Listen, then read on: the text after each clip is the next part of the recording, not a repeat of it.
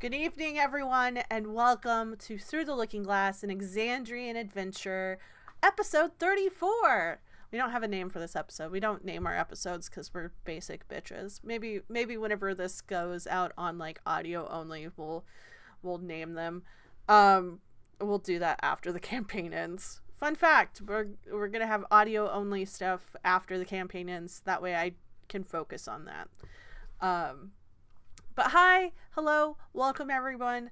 I hope everyone is doing well. This campaign has been very interesting and very fun.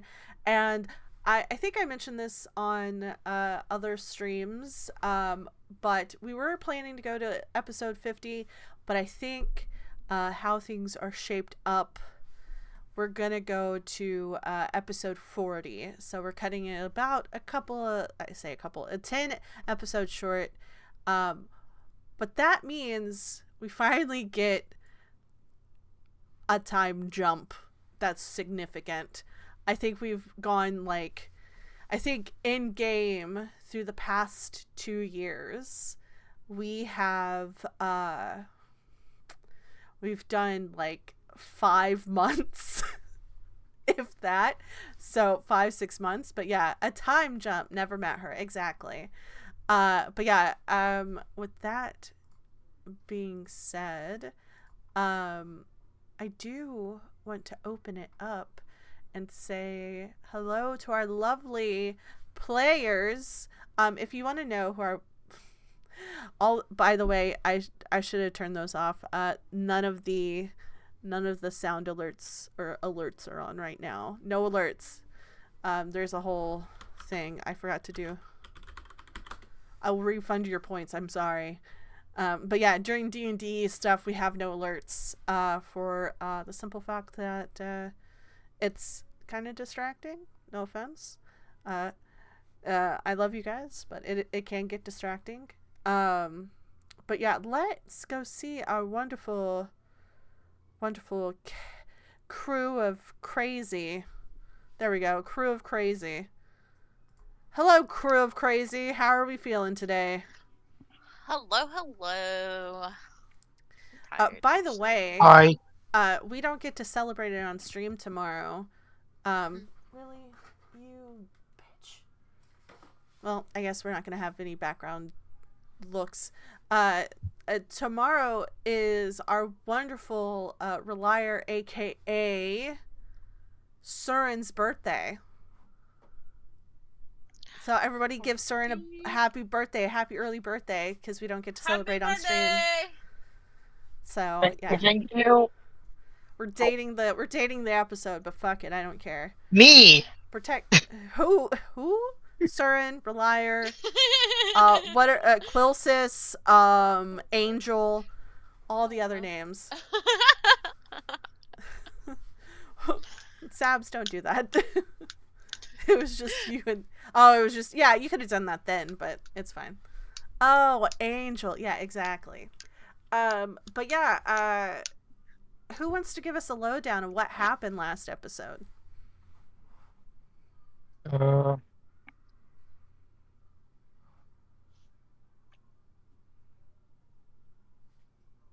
Nobody? I don't even know why I wait for you guys, if you remember.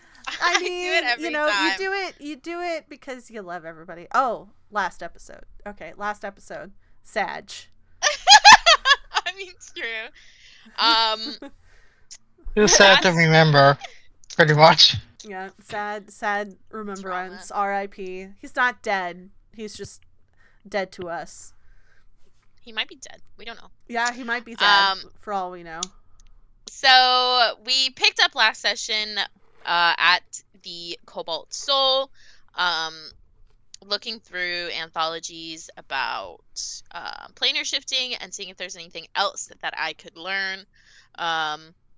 Still spent his time learning the alphabet. Creek spent her time learning more Marquesian. I messaged Alora and Estet to get information about who we were supposed to meet. And then I just used my sending stones to talk to Estet about how everything is going. Alora asked that we abandon the that there had been some sort of falling out with The professor that we were supposed to see, Professor Calidora Sumon. I don't know how to spell it.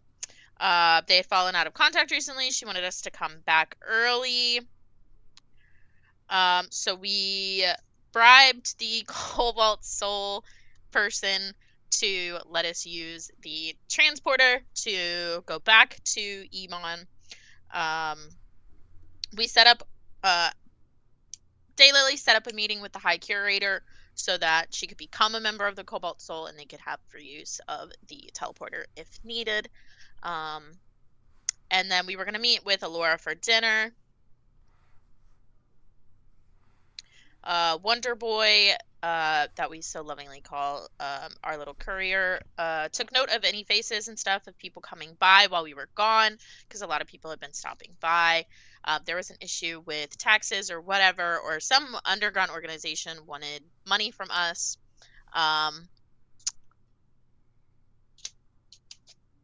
Relier had dreams about nothingness, surrounded by nothingness. Creek had a nightmare about her village. Daylily had a dream about Estet disappearing and finding her in some unknown crypt. She was chained to the wall and that I shouldn't be there. Creek is running out of time to get home. When we all wake up from these nightmares, we come out into the hall and still Saphir isn't there.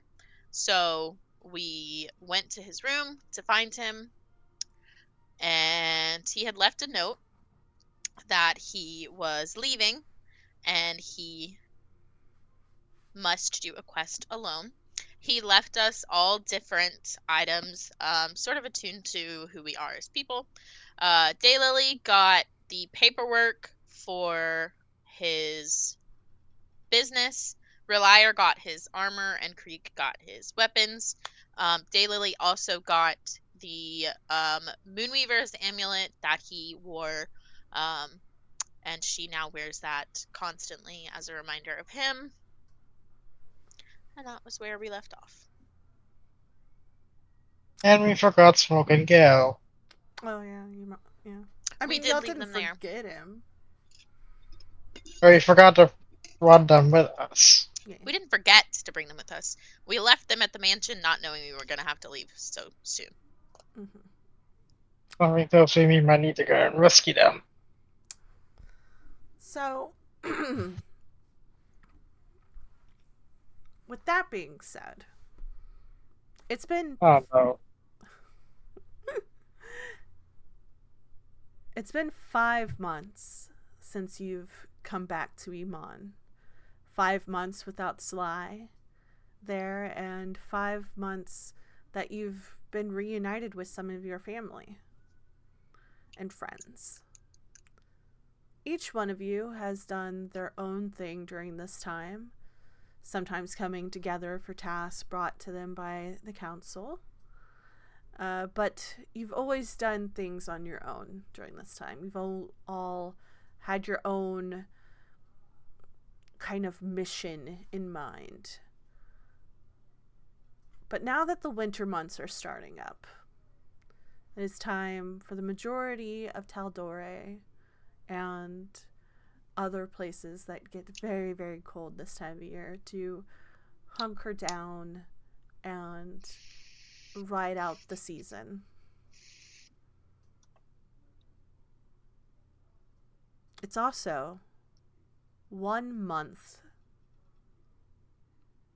from the thinning of the veil between the plains, or affectionately known in Taldore, Winter's Crest. You must now come together to make any last-minute preparations and plans before attempting this monumental task of parting the veil and sending Creek back through the plains to Tyrell. What have your characters been doing? Let's start with Creek. Creek, what has Creek been doing in these last 5 months? Have they been adventuring? Have they been staying home? What have they started new businesses? What have they been doing? Oh, I'm gonna side message you something to talk about.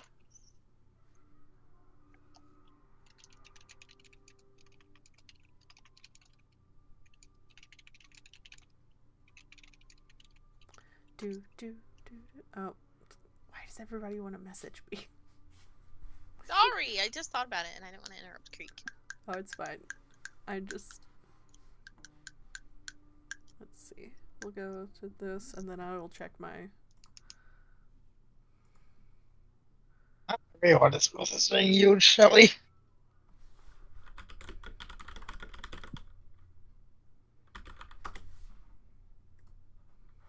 Yeah. There you go. Is everyone really DMing Shelly at this point? What's up? What happened to me? Is everyone DMing you? Yes, everyone's DMing me. Apparently I missed a memo. I mean, nobody's DMing. It's just Bunny. It's just Bunny. It's just me. This is a great time while Creek is writing this out to say that if you would like to support these wonderful characters and players and this whole thing, you can buy through Looking Glass merch right now in the merch store. Our Sticker pack and individual stickers and everything like that, and hopefully more merch coming soon. Maybe we'll do like an end of campaign. Let's see. Hold on. Cause everyone's messaging me.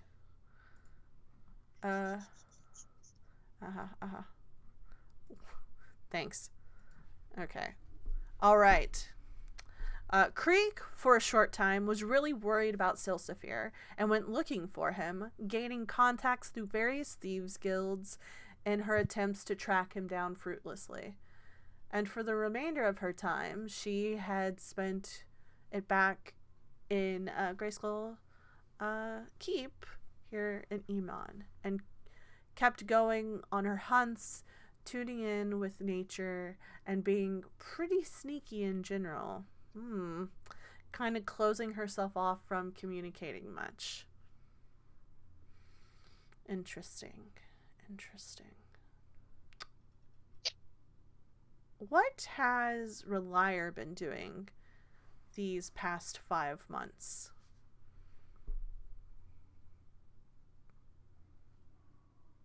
Mr. Meow.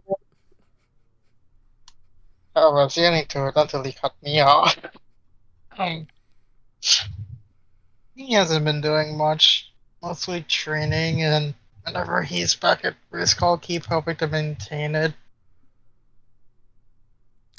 Plus, whenever he gets a chance to write to his lady friend. Oh, Wink, wink, oh, nudge, nudge. yes, the lady friend back in Marquette. Yes.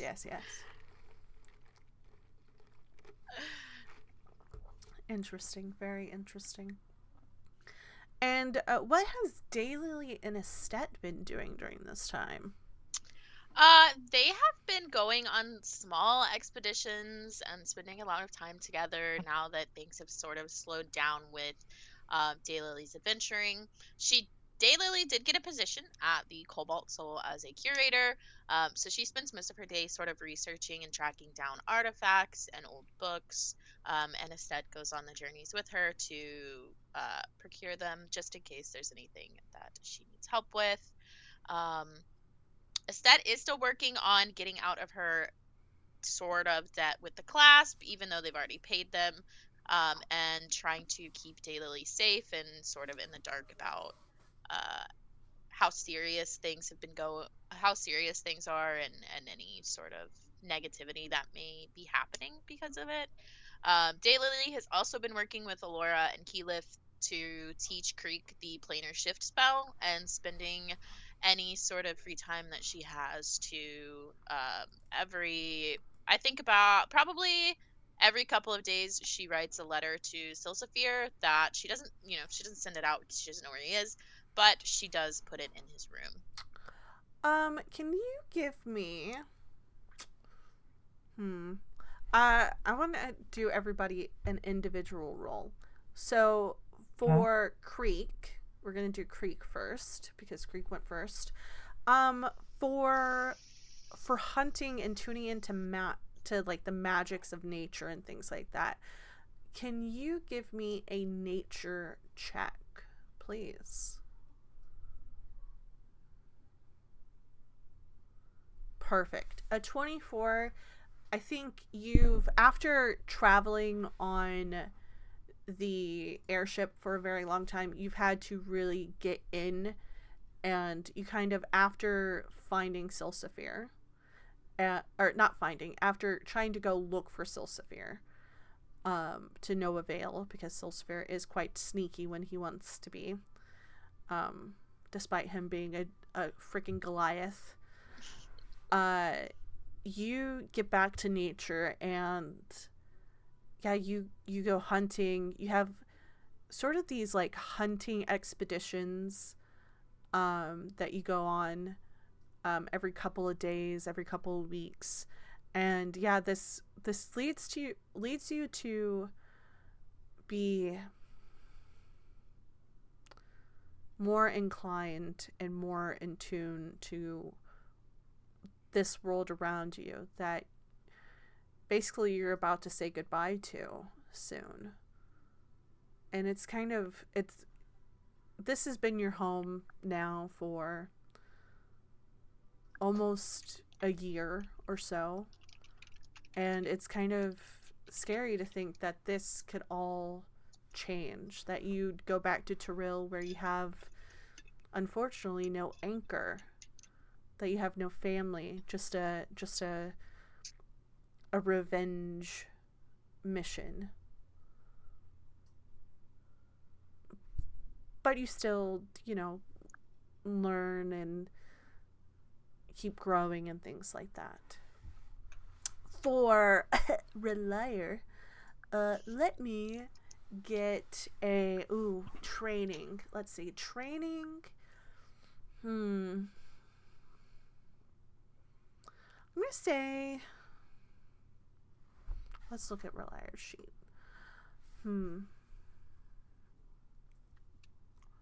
Let's get an athletics check from you. And I think yeah, athletics check. I think your mind is kind of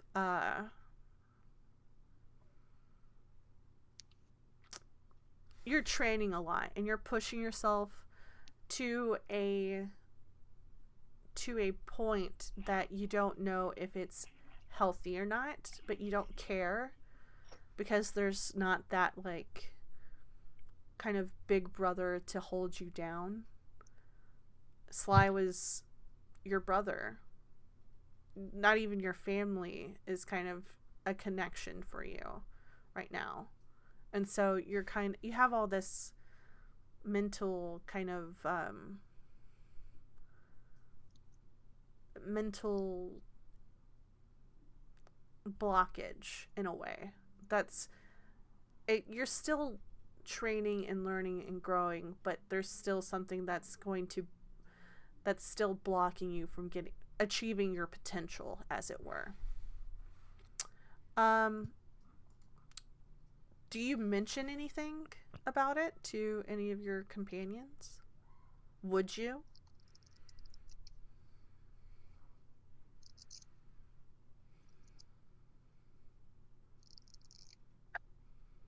Yes. Okay. And for Daylily, let's see.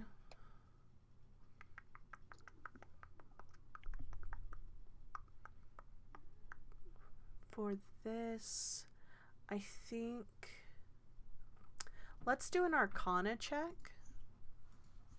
Oh, what? Arcana. Because you're messing with a lot of, like, magical items, magical books, things like that. 26!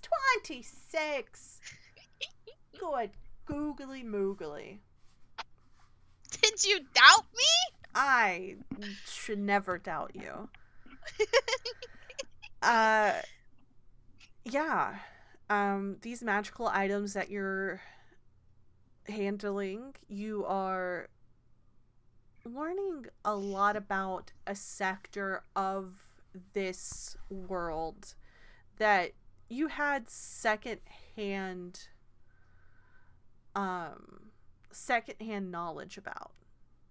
Like, you knew about the Cobalt Soul, you knew what they did, you've used their resources before, but yeah, it's kind of shocking that there's all this knowledge that you're unlocking. Now, on to the planar shift spell with that arcana as well. You are learning a lot from Keyleth and Allura. Keyleth has more of the natural world, but there is this knowledge of things that are far beyond your understanding right now, that actually you're kind of shocked of how much she knows. And it's the same with Allura.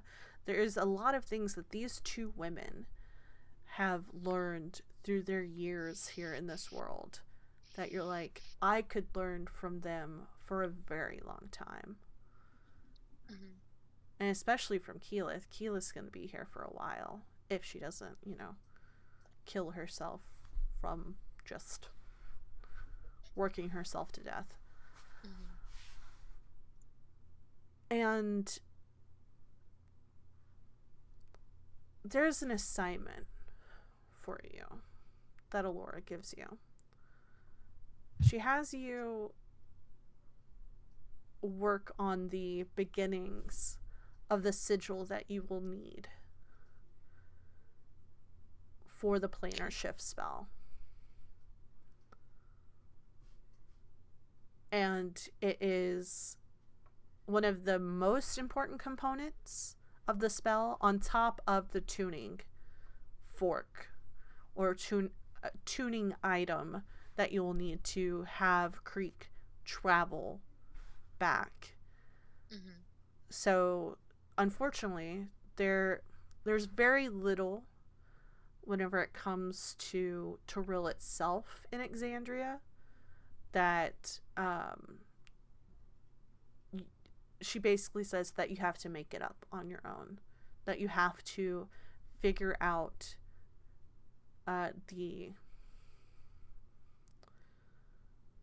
the way this sigil will work and be built. And it's going to take you a little bit. Thankfully, you've had 5 months and then plus this month to work on it. So, 6 months of crazy. You'll figure it out, I think. Yay! Yay! So, with that being said, that was the wrong window. Wow, I can't do anything right. With that being said, for those who are coming back from expeditions elsewhere, it is late. And it's also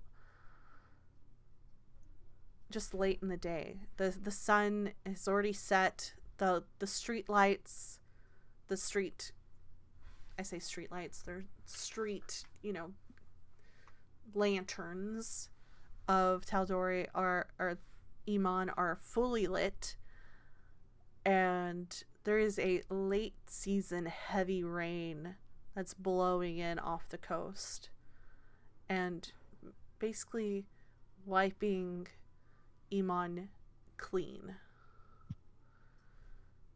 Those who are traveling through the streets during this torrential downpour realize that everyone's shut in. You see a few things, like a few banners and stuff hanging up, but whenever you approach the keep, you see a warm glow and you realize that you're home. And it's lovely, and it's welcoming, and it's reminiscent of your past here. But it's also reminiscent of the last time that really all of you were here in this place. The last time was when Silsifir left and left you those notes. And all that feeling kind of just sits in your stomach as you do what you must to get out of the rain and get warm.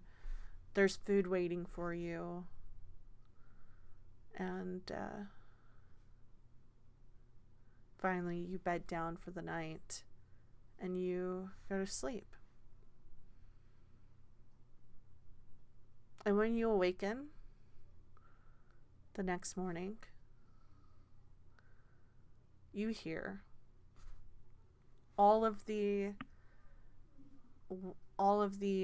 staff. You've added like 1 or 2 people probably the past couple months just to alleviate some of the pressure from the people who were already there. Some of them, you had like a very old woman, and she's like, I need to retire. So you've accommodated 2 more people into your staff. But as you awaken, it is the 21st of Qusar, and you hear the staff down below milling about. There's some chatter and things, and you come downstairs, each one of you at your own pace, realizing that they're setting up for an event. For those who have stayed in the city or are Tal'Dorei born, you realize that today is Zane's Cup. It's Zan Tal'Dorei. It's Zan's Cup to celebrate Zan Tal'Dorei, who basically is the namesake of the continent, who freed the continent from tyranny of a Ruidus-born leader who was sending the whole place into a downward spiral. For 2 of you, basically, it's the first time that you'll be celebrating it. Most of for Daylily, you were raised on another continent. Zan's Cup, Zan Tal'Dorei is just a story. There's no celebration of Zan Tal'Dorei on Wildmount. And for Creek, you have passing knowledge from what you hear from Relier and Daylily about Zan Tal'Dorei, but you have no real, not like, grounding in it because you're not from this plane. You're not from this world. It's nice to celebrate somebody who helped free a whole continent, but besides that, you're like, whatever. Of course, for those who don't know, Zan's Cup is... There's not really a celebration that's done continent-wide. Every region and city and even little hamlet has their own way to celebrate Zan Tal'Dorei on her holiday. So you have nothing to base it on. But from what you hear from the staff is Iman celebrates it by throwing a huge festival. It's one of the last times that they could really do a festival before the snows and the bitter cold sets in. And they talk about, oh, I'm going to go bobbing for apples, or, oh, don't get too drunk. They're gonna need us after they get back. And just all this things, and one of the staff also mentions, "Oh, I wonder how the dresses are going to look at the Palace of the Sovereign tonight for the big ball. I wish I could go to the ball. That'd be nice. I bet it's really fun there."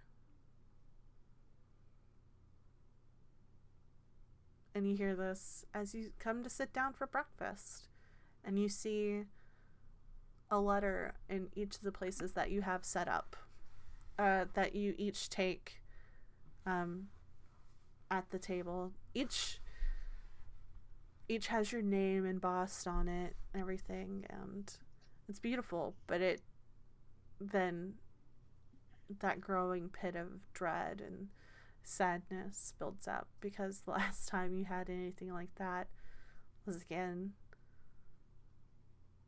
Silsifir, and leaving you those lovely, lovely letters.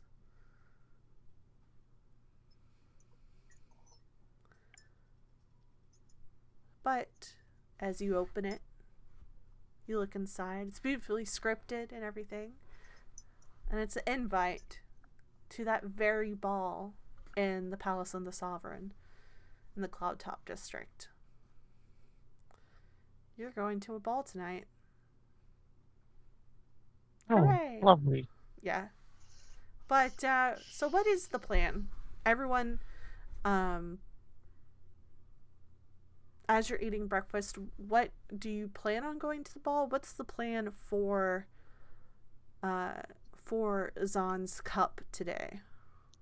I mean, who's inviting? It's the Council of Taldore.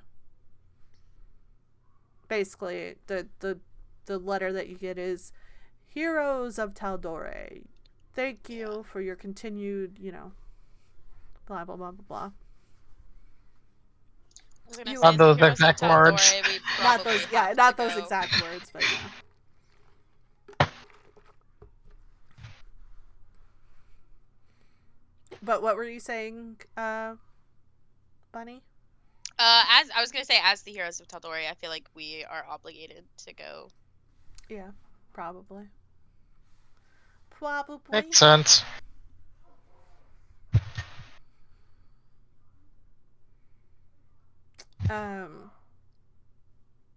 Are y'all wanting to, y'all are probably gonna have to get new outfits, which is, you'll have to buy off the rack probably. Darn it. If only we didn't have outfits. If only we had outfits. Yeah, if y'all have really nice outfits, you could do it, but I mean, you can ask one of the staff if they know of any places that do really nice alterations quickly for this event, or what is the thing to do. Like, it's up to you what you want to do. You realize that there's going to be a festival because the staff is talking about it as they're serving you and things like that.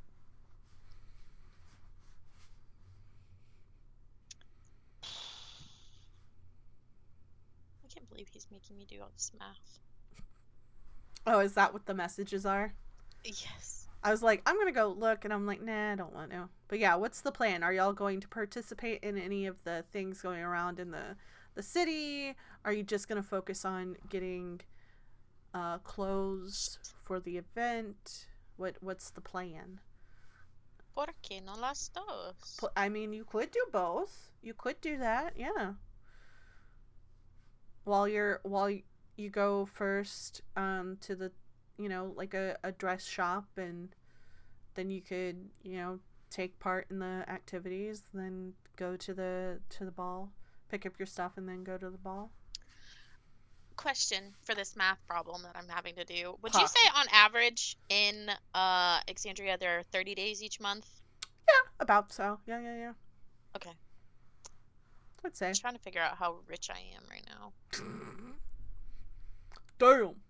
She rich. Dude, I'm about to be, hold on. And then we were 5 months.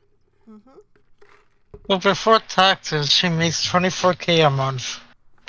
Jesus. Yeah, so I took out 20% for taxes because I didn't have I like legit. how we're deciding taxes. Yeah. I mean, I would assume it would be like 20% of what I make. Local tax. Yeah. So, after 5 months of running Stills Taverns, I'm taking out taxes and the maintenance and everything. I'll have Oh my god, she's making back. 76,800. Wait, how much? 76,800 gold. Fucking expansive. I mean, yeah, you could easily. Damn. Yeah, that's the best way to describe that. Damn. That's a lot of money. If that was real money, holy shit. I know, dude. One can dream. Bro. But we all know that taxes would be a lot more expensive. But yeah, what's the plan? No, I get about 20% of my paycheck taken out. Yeah.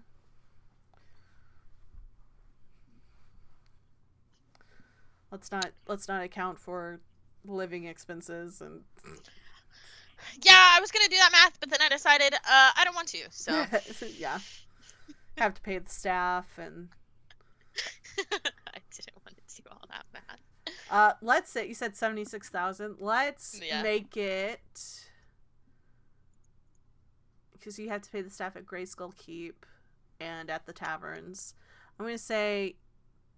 I already did that. It takes Oh, did he add that in there?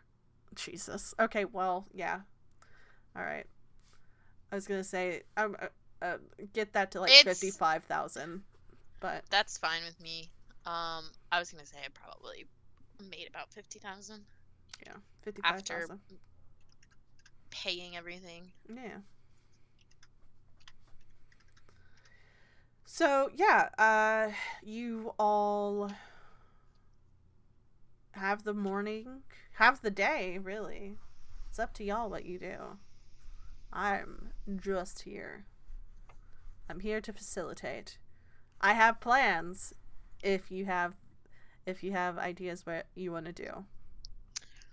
Do you think we should go clothes shopping first, or should we just wander around the town and kind of do both? Who are you talking to? Me? I'm talking to my party members. Oh.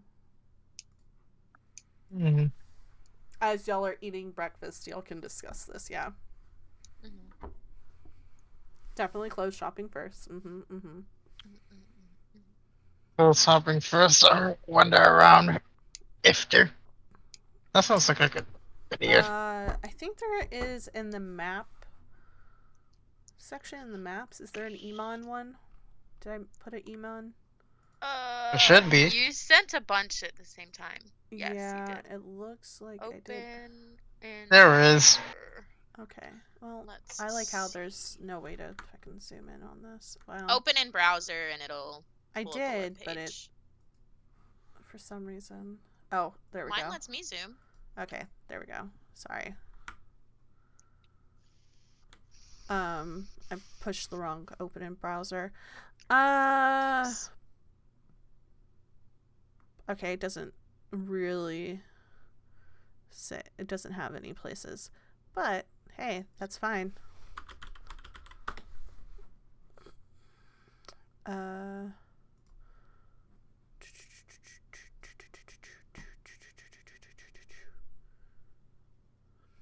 Okay.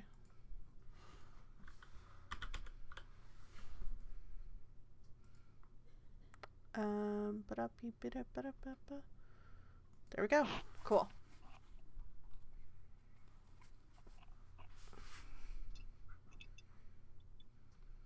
So yeah. Campaign chat. Okay.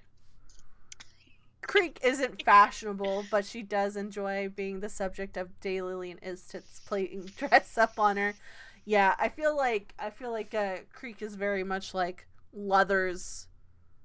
That's it. Just Leathers. Yeah. Creek's like, yeah, let me just put on my, my leather armor and my robe.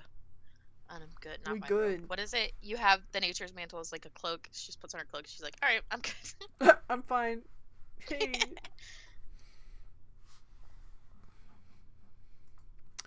Um, I mean, you can also ask the staff. They're more knowledgeable of the local locations. Yeah. I will ask whichever one is in or Well, one closest to of the the dining room. newer girls that was hired, one of the newer women, her name is. Hold on. I didn't make up a name. That's my fault.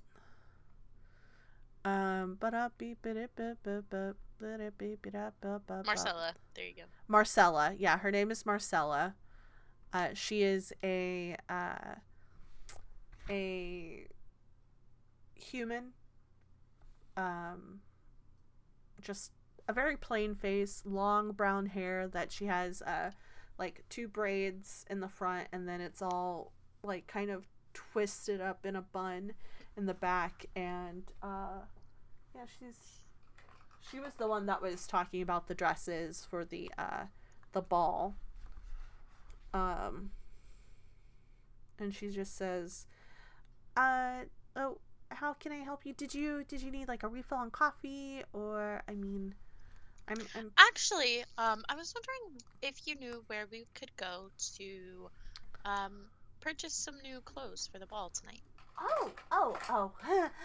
It depends. I mean, y'all live here, so I'm sure, the expense is not too much, but there's a couple of places that have really nice clothing, and they actually have kind of like a fashion show going on today, and so they'll be showing off like some of their the wares that they have.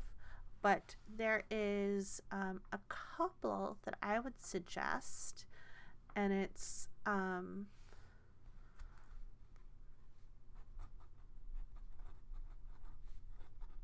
hold on. Yeah, I'm gonna do what? Hold on.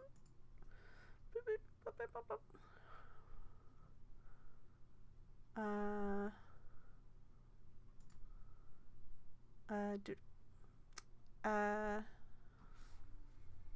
there is the pink screen, which has it's mostly catered to those who wear like more feminine clothing.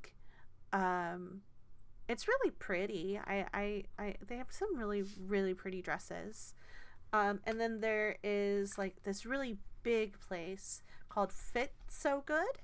I love a good pun name. And then there's the Light Plum, which has like a bunch. That's more like sort of like made to order. It's a very nice tailoring place towards the Cloud Top district.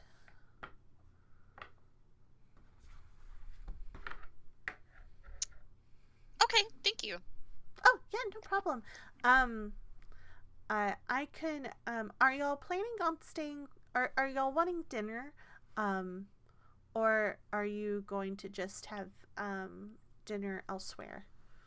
No, we'll probably settle for dinner elsewhere since we'll be out. And why don't you guys take the rest of the day off? It Oh, is a day of are you celebration, sure? and Are you? yeah. Yep. Okay.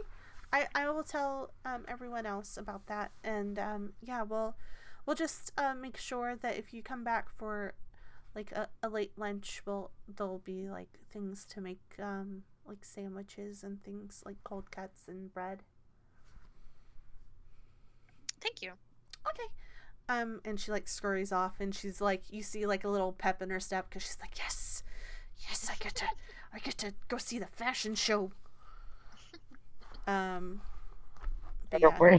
Oh boy, she's very, very sort of like, she's not fashionable by any means, but she just likes fashion. So,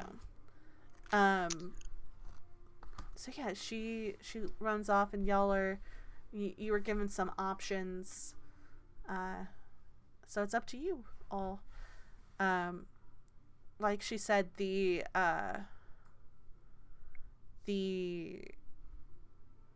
Light Plum is going to be by the Cloud Top district. It's mostly in the central district area. Mm-hmm. sort of, it's like obviously across from Abdar's promenade and everything like that. And then she also gave you just directions on where the pink screen and Fit So Good. They're both going to be in Abdar's promenade. One, the pink screen's by the Laughing Lamia Inn, and then Fit So Good is going to be by Gilmore's. Okay.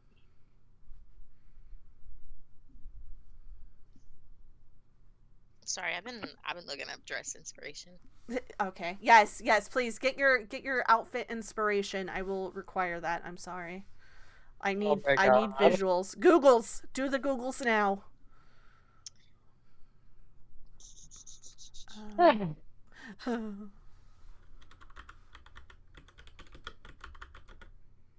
they have +1s, right? Yes. You all have your own +1 if you choose to bring somebody. Okay.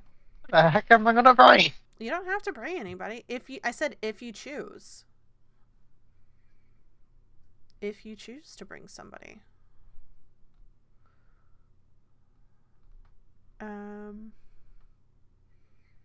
Let's see. Ba ba ba ba ba da. Ba da ba ba ba. Ba ba be ba be ba. Ba ba ba.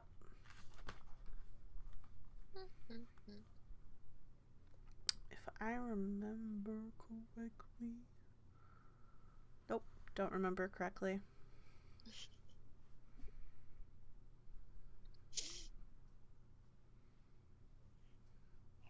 But yeah, the day is yours. You do what you need. Y'all talk amongst yourselves.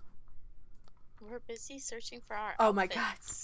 Well, if that's the case, we'll say that you ate and you figured out where you're gonna go.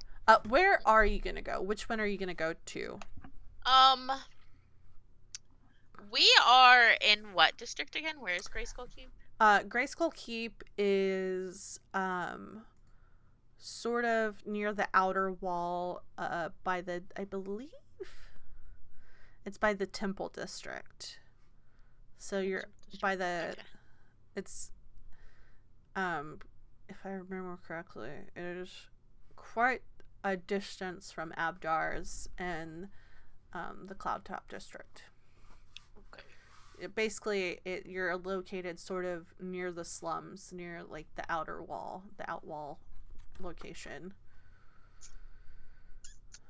Okay. Mhm. That's so far away. We would probably go to the one in the Central District first. Ooh, okay. The Light Plum. Closer. Okay. Yeah. Start there and then go down, since the other one's close to Gilmore's. Okay. So Perfect. Kind of do like a big U. Yeah. All right.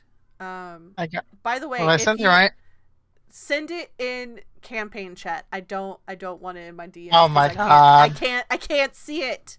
I'm not trying to expose I wish you said that before. I wish you said it before I sent it. Well, where did he say? In the campaign chat, Goober. In the campaign chat. But do it after y'all figure out where y'all are going to go and what y'all are going to do. That way you can describe it to everyone.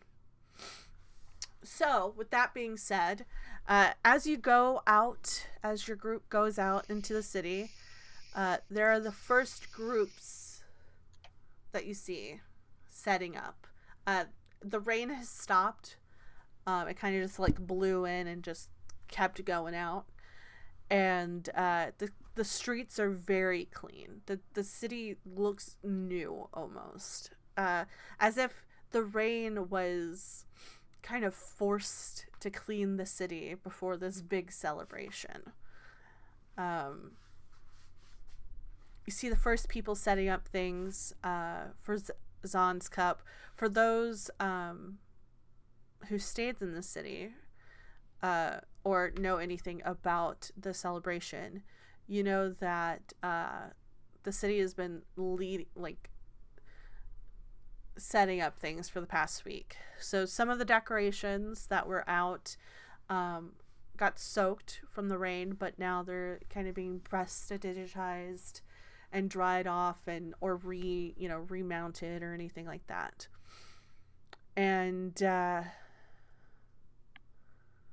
as you walk through the first streets heading towards the Cloud Top District, the Central District, you smell a menagerie of smells.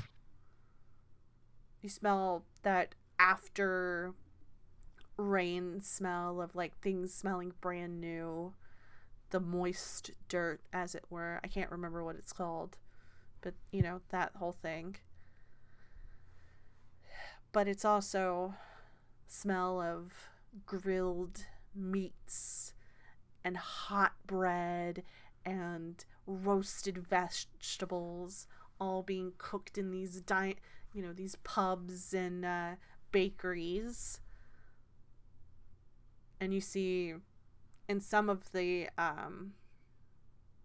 streets there's cart vendors setting up early in the morning.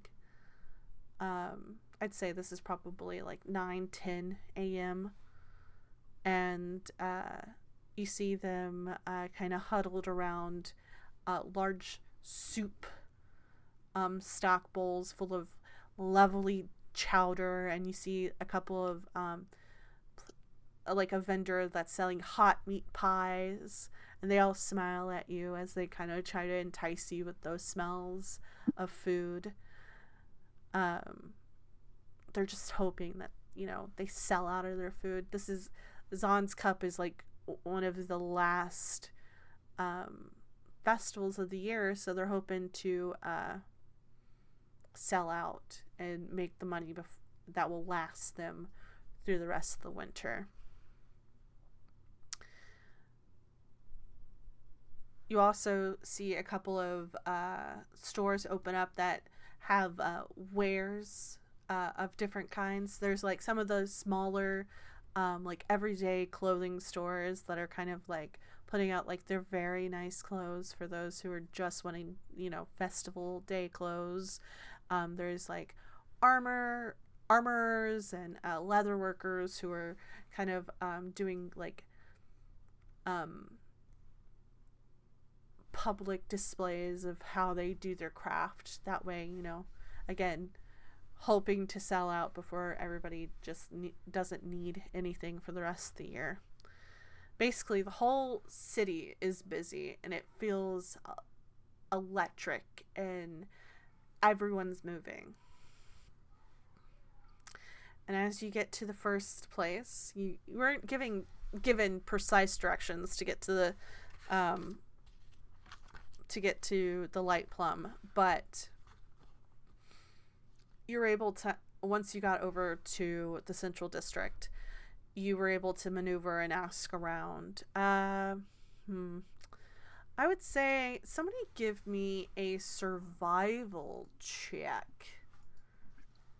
Who has the best survival? Creek. Great for me. Hoofta. That could have been bad. 24. 24 is not bad. 24 is not bad at all. Yeah, you were asking directions, and you've been through the Central District before. You come back to the city every once in a while. You don't go to the Cloud Top District or the Central District as much as, say, you know, Daylily does whenever she does her meetings with Alora. But you're able to navigate everybody to the Light Plum, and as you get there is it's not putting on a show like some of the rest of the vendors and the stores are doing that have like open doors and like, you know, racks of clothing and sale signs and things like that. It is very much closed off. It's very like the windows are open. The windows aren't open, but the curtains are drawn like open, and the lights coming in, and you see a lovely sign that says the Light Plum haute couture, as it were. And it's despite the name being light plum, it is this deep purple stained wood, and the windows are kind of like these inlaid cross-hatched windows that have like the little X kind of cross-hatching on it, and it's beautiful on the outside. And as you walk in, it is warm, not inviting as it were, but it's an open gallery as it were. There's like some mannequins with like beautiful robes and dresses and suits, a couple of racks, like maybe like 2 or 3 racks of like different things that there are probably like off season, or like just things that are kind of like okay. And there is a counter in the back with a lovely, very beautiful, very distinguished looking elven man, and he looks up as the bell chimes as you walk in, and he goes, "Did you have an appointment?" No, we didn't. We were just looking to see if we could find some outfits for the ball tonight. Oh, I see. You Are you sponsored by somebody at the ball to go in their stead? What usually people have the the Zan's Cup ball outfit already done. Um Unfortunately, well, none of us are originally from Iman, so we actually weren't aware that in celebration of Zahn's Cup, there was a ball here until we received our invitations today from the council. oh, We are the heroes of Taldore, so um, we were just wondering if we could find something here. I see. Um Now, here's the thing. We we're a couture, meaning it's made to order. So it would take a lot of time and energy and money to do that. Unfortunately, we cannot do couture in a matter of hours. Now, we have a few things that are on the rack, but it would take a lot of tailoring to make sure everything fit. Yeah, no worries. We will just visit one of the other shops that were recommended to us. Yes, I would say Fit's so good. I think that's the one that everyone goes to, that and he kind of looks you all up and down, all 3 of you in his own way, and he kind of just all the common folk visits. They have a large variety, and they can accommodate your needs, I think. Do you need directions? No, we're perfectly capable of finding it. If we need anything, we'll just ask the common folk, as you called them. Yes, well, I'm sure that you'll find something you'll need A good day, heroes of Taldori. Dickhead. I'm leaving. He goes back. He like immediately as he says that he like goes back to like stitching something, laying like looking at a pattern and sipping on his tea as an asshole. Asshole. Common folk. I hope he's at the ball tonight because we're about to look fly as fuck. He might be. So yeah, someone give me another well, actually, yeah. I'm gonna say, yeah, give me another survival check because I'm pretty sure that you've all been to the Laughing Lamia Inn. We have. Everybody got super drunk there. Well, not everybody. Wait, what? No, Relier? Silsifere? Silsifere and Creek both got super drunk, and we had to carry them home. Yeah. Ooh. I'm gonna say, Yeah. okay. Whoever makes the survival check,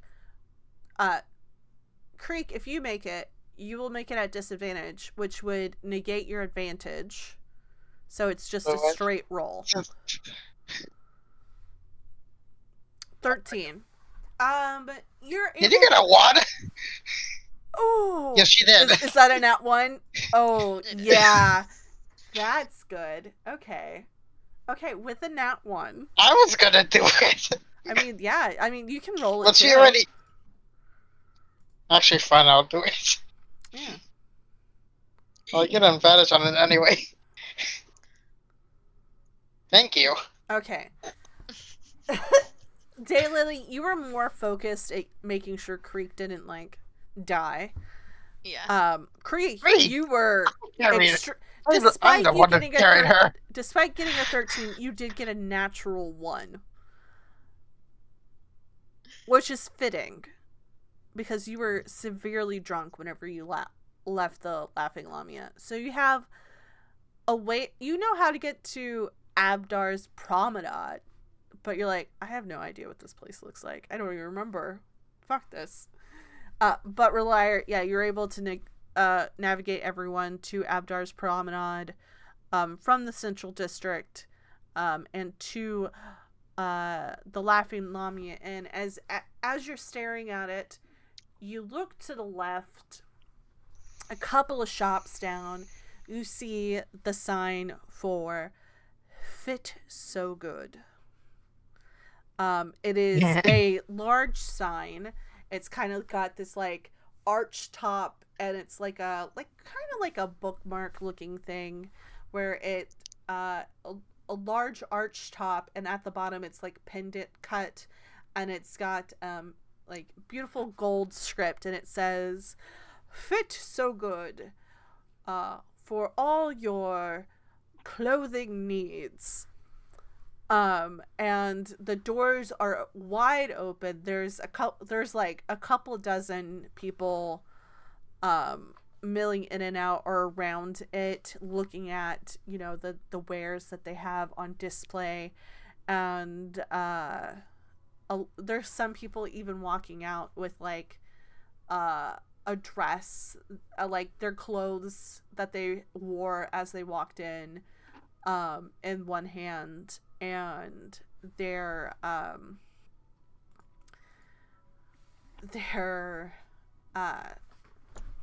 brain do the ball thing outfit. Their not the ball outfit, like their fair outfit. Like they have a different they have a variety of clothing there.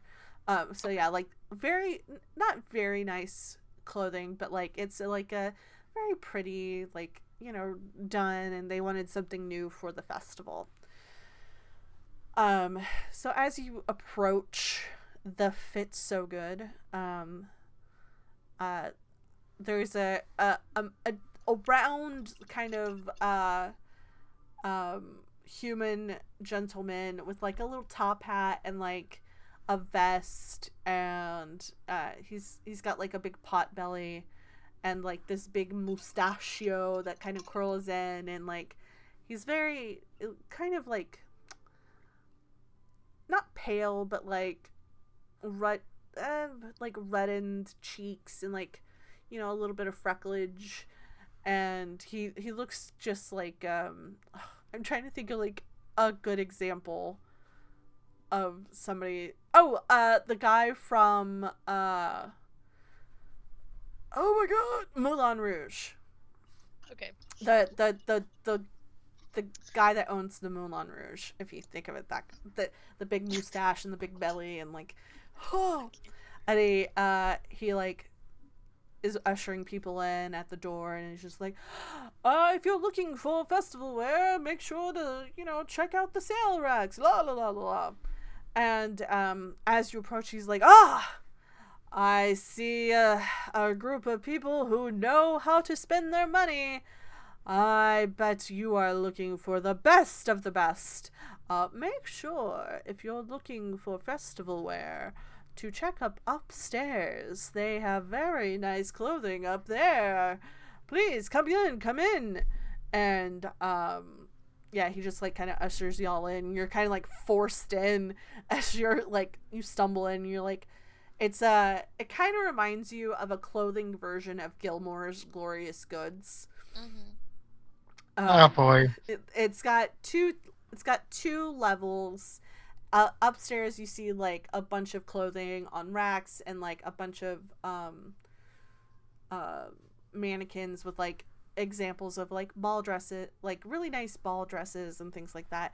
And downstairs it's got like kind of like everyday wear, and then they have like a big like two long sale racks of like clothing that looks like festival wear, and there's people like rummaging through, and like there's like a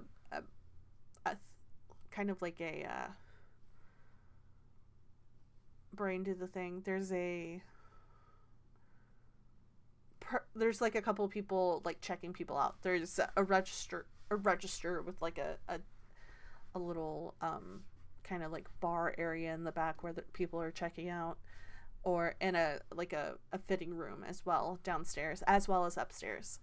So yeah, you have your pick of where you want to go. Upstairs, obviously he's trying to guide you toward the higher price items because he can see that y'all have fucking money because of what y'all are wearing. Probably, I don't know, are y'all wearing your armor? Are you wearing like nice clothing? What's everyday wear outside of adventuring look for each of you? We've already discussed Creek probably just wears leathers all the time.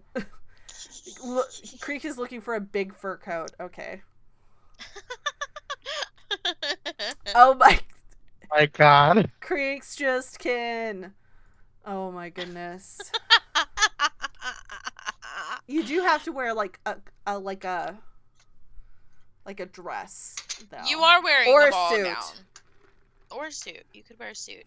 We did have Creek in a suit before. That's true. I do have a picture of her in a suit. That's that true. I drew of Creek in a suit. Yeah. But yeah, what's everyone's everyday look? It is cold. Well, it's not. It's chilly weather. Yeah, it's not chilly. Winter yet. So It's you like, will be sweating in your big fur coat. It's like November, but like think of it November in like Delaware. I feel like it'd be early November. Like early. No, it's like the 21st, so it's the end of November. So what the fuck is a Delaware? It's a state. None of us have been there, bro. I've never been to Delaware. Are you fucking kidding me? I don't know what the weather is like. I'm assuming it's like cold, but like damp cold. It's near New York. It's East Coast. I'm thinking East Coast. Yeah. East Coast, yeah. Okay, so damp. Cold. Damp cold. Damp cold. Yes, in the north it would snow. Yes, it would be snowing. It's very not cold, snowing currently.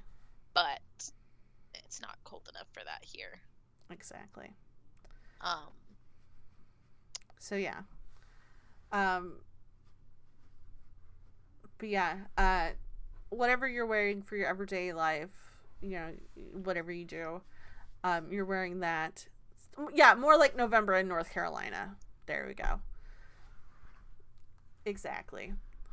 So yeah, it's you have your everyday clothes on. You can shop downstairs, you can shop upstairs, whatever you want. Where would their like ball gowns be? Upstairs. I'm going upstairs. Okay. The same with suits. Suits would be upstairs. There's a few like really nice festival clothes downstairs, but like everything that's like super nice is upstairs. Okay. As well as their tailoring area. Ooh, Relier is looking for something like this. Hold on. I can't see it because it's really small. I don't know what that is. Where is that from? Daylily is looking for something like this. And Estet is looking for something like this. Ooh. Oh. Ooh. And Creek is looking for... Creek wants a big fur coat. That is not just any fur coat. That is the kin enough fur coat. I mean, I'm looking for like a fancy suit. Fancy suit. Okay, so everything is going to be upstairs. Oh, okay. Not thrift store. And then he's gonna try to... Not thrift shop. Then Creek's going to be wearing a whole owlbear. Owlbears aren't furry. They're feathery. Yeah. So. You want a feather coat? You want a feather coat? Or do you want a He's fur really coat? trying to be the Emon version of Macklemore. Oh, the pelt size. Okay. So yeah, you go upstairs and you see a bunch of mannequins with like nice dresses and suits on them, and some like accessories like hats, gloves, things like that. And there are a couple of women upstairs like doing alterations on like last minute alterations on people, and they look up and one of them looks up and it's like this like very haggard looking half elf woman, and she's just like, if you need help, darlings, just let us know. Look around, please. We've got plenty of things. Just the suits mostly are going to be on the left side, dresses on the right. We have a few coats, a few top hats, things like that. So just look around, and if you are needing anything altered, just let us know. Ooh, okay. With that underneath, interesting. Very interesting. Okay. Okay. This is supposed to be a ball. I was like, I looked up ranger dress. That is like. That's a rogue job. That's very... What color does Creek want to wear? Black? Red? Give me a color Creek wants to wear. Daylily's picking Creek's dress. Oh, there we go. So yeah, you're each able to find something similar to what you have pictured.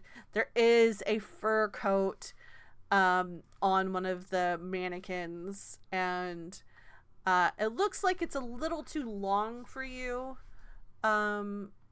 Creek, but you can get it. You can get it over, you can get it a little bit altered. Again, ball, girl, not everyday tavern witch. This is every day. Creek is like, I just want... That's why Daylily and Estet are picking out Creek's outfit. But yeah, you're able to do this. The price tag, I'm gonna say, the price tag for Relier's outfit is going to cost... I'm gonna say, this is because it's got a lot of intricate things. I'm going to say 150 gold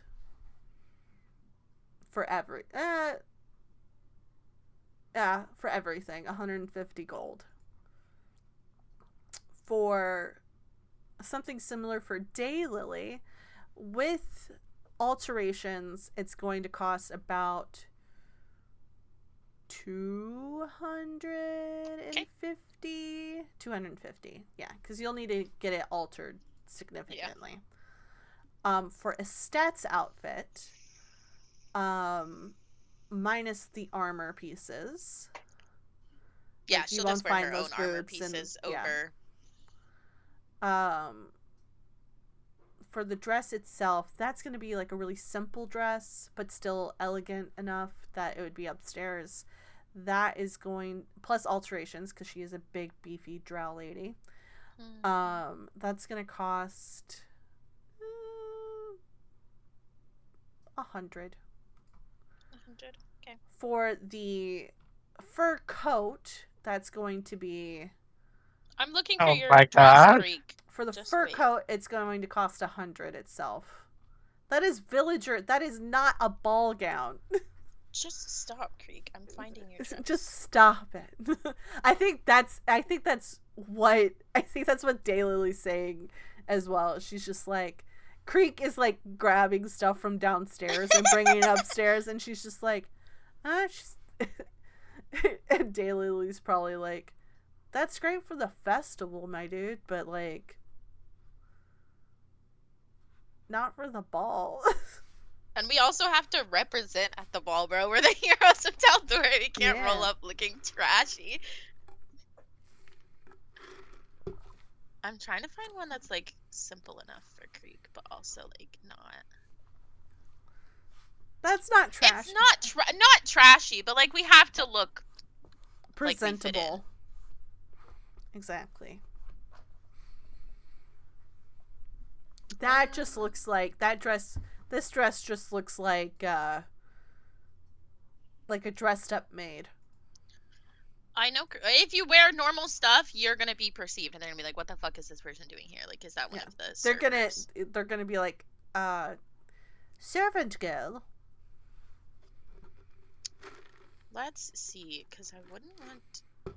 Daylily would not want Creek to be uncomfortable in her outfit. Yeah. But she also would want her to look nice. So I think she would do something... She wanted a dark color. Mm-hmm.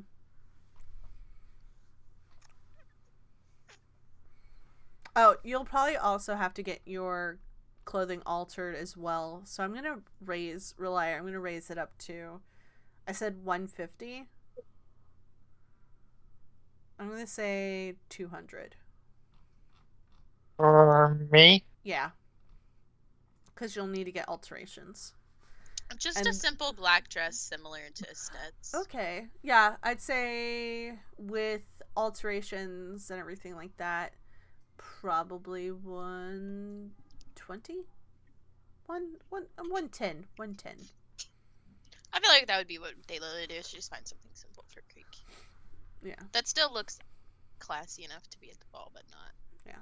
But yeah, so for everything, like shoes, and for those who want gloves and jackets and things like that, so it's like, so altogether, Creek, that is 210. So 110 for the dress, and then 100 for the coat, because the coat is fur. Coat is a fur coat made of wolf. So it's got like a white wolf. So it's from like the northern side of Tal'Dorei, near the mountains. Would Creek rather wear a suit, or does Creek want to wear a dress? Well, 210 removed from the pouch. Okay. There we go. Just give me all your money.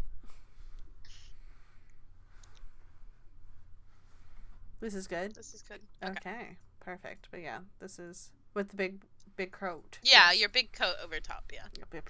All right, 350 removed from mine, 100 for Estet, and 250 for Daylily. But yeah, and the lady, as you're trying your things on and she's pinning stuff and, you know, blah, blah, blah, blah, blah, she just says, all right, dears, come back. What is this for? This isn't for the festival, is it? No, actually, it is for the ball tonight.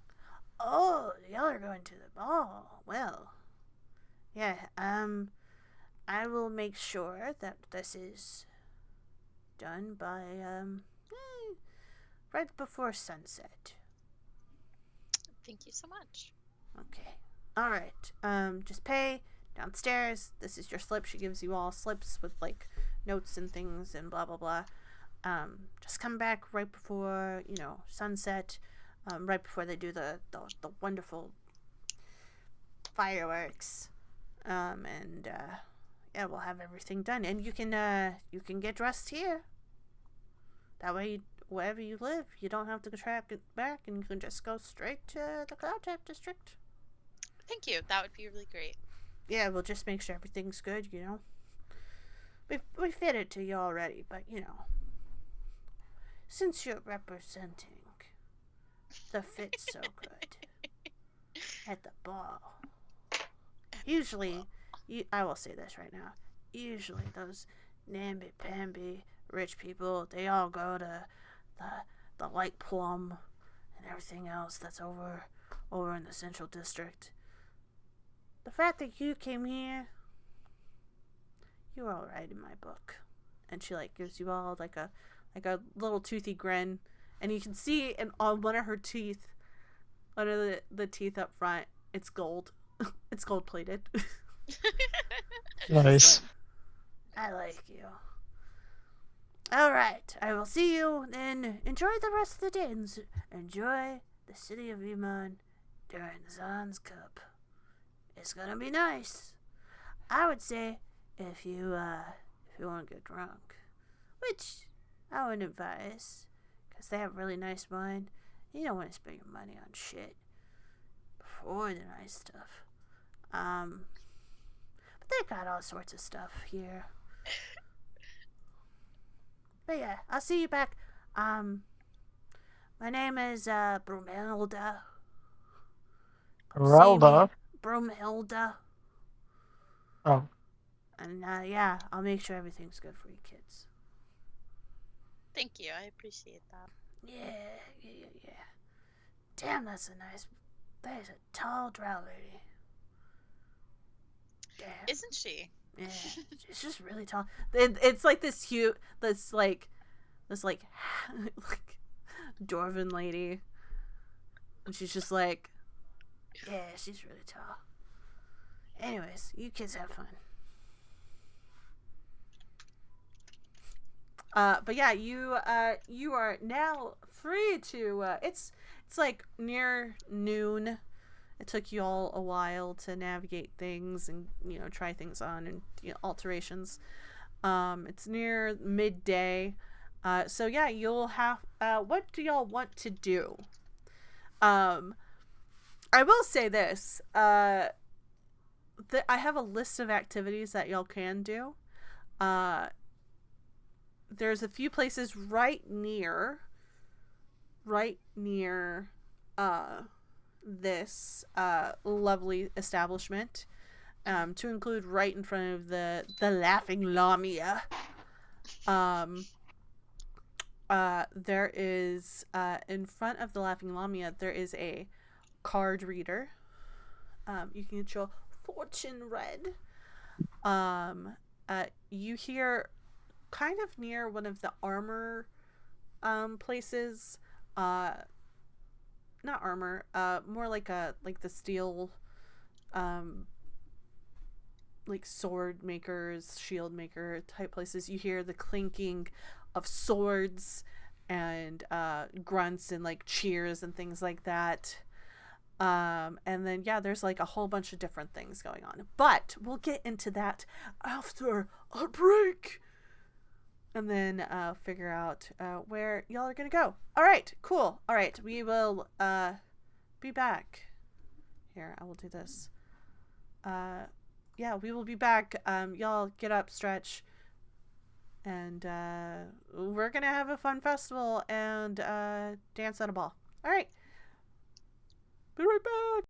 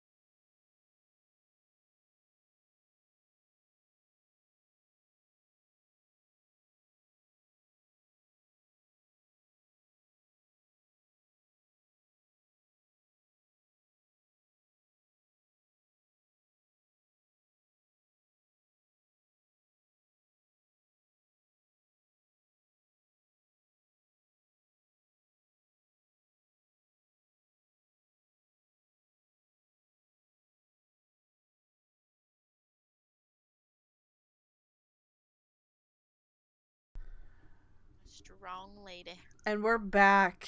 And we're back. Now, off stream, off camera, in the BRB, I had people decide what they wanted to do, and I think because y'all are just walking out of the Fit So Good, and I said that the card reader was right in front of the Laughing Lamia, which is not that far from y'all, that we are going to do. We are going to do the Cards of Fate game, our little mini game that we have. So, in the Cards of Fate game, this is brought to you by, not sponsored by the way, this is brought to you by Ghost Lore Studios. Lovely. They have a bunch of stuff, including a Buffy the Vampire Slayer RPG. Go check it out. I love it. Ghost Lore Studios. I think it's ghostlorestudios.com. Something like that. Just Google. Do the Googles. But yeah, so for this, you will need a D20 to play. So don't worry about this. All you need is a D20 and we'll deal with that. You'll be rolling twice for 2 cards. A major arcana and a minor arcana card. And I probably should have gotten my cards ready, but I didn't because I am a boring person. So yeah, Unprepared DM. Unprepared DM. By the way, get that merch in the shop right now. We've got shirts. We've got beanies. Merch. I did make that merch. You damn right I made that merch. Unprepared DM. So yeah, we will do that. So you'll be rolling okay, once the bill is settled, it's you go up to the tent, and you see fortunes read for like 10 silver. It's mostly like the booth area. People in front of the Laughing Lamia have to pay a premium price for the foot traffic alone. Is it just going to be you in the tent, or is it going to be everyone in the tent? Okay, perfect. Are you all going in the tent with me, or what are you doing? You can also all split off. No, you're not going in the tent. You can all split off and do your own thing. Gonna wait outside. Okay. Are you taking Estet with you inside? Yeah, it'll be me and Estet. You and Estet? Okay. As you like walk inside, it's like not a big tent. It's like a it's got like a really creepy vibe. It's like a deep purple, almost black cloth tent that's like got this point, and it's round, and it takes up a little bit of space, but it's big enough to fit at least 2 people in there. So thank you, everyone not trying to cramp themselves in there. And you see this like old woman. Give me an Arcana check. I was gonna ask if I could do one, so I'm glad that you brought it up. Give me an Arcana check. Oh, it didn't show up. Damn it. Come on, campaign. I got an 11 and a 9, so... And I have a +7, so I got Okay, there we go. 18. She reminds you of the hags back in the Fey realm. She kind of gives off this, like, very... It's a weird feeling. She gives off a very weird feeling. Like, she is basically doused in magic. And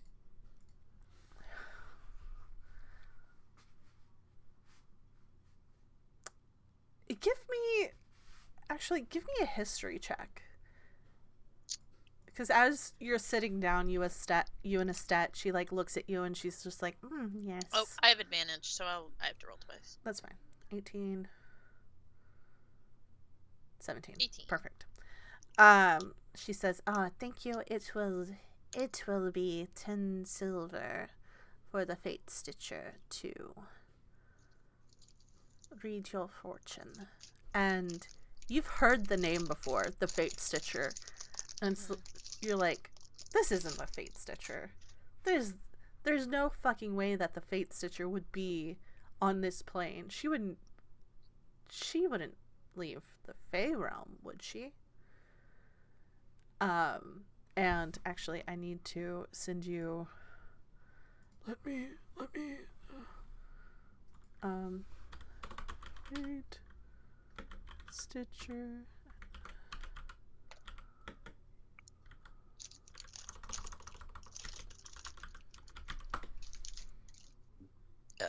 Excuse me. No. Here we go. I'm going to send this to you via the DM. Okay. And because you and Estet are only in there, and Estet's not rolling it. Oh, wait. Wrong one. Wrong. Almost sent that to all of you. There you go.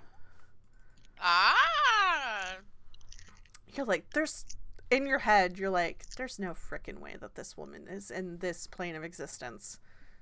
And then you're like, well,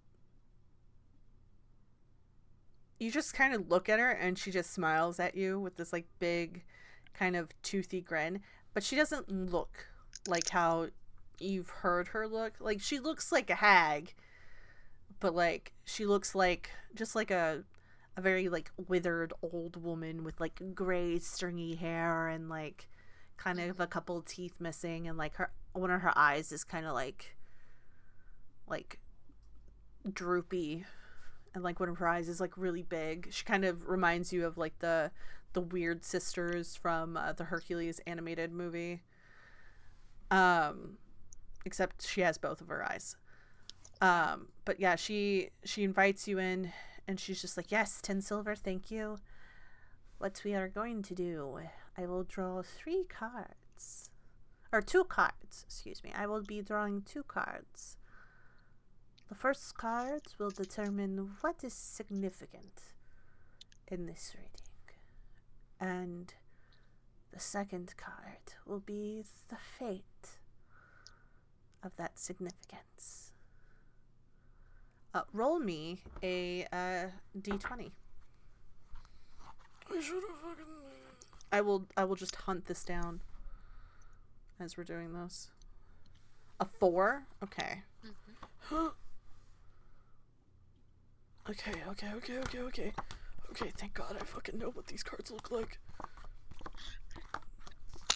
I fucking should have sorted them. I didn't think about it. I'm a bad person. Unprepared DM. Nope. Okay. She draws the first card from the pile, and it's a little bit smaller, and she holds it up to you, and it is, I don't know if you can see the stream, but it is the Emperor card. Okay. She looks at it, and she says, she turns it to you. Someone in your life, a man in your life, recently left or did something very significant to affect you.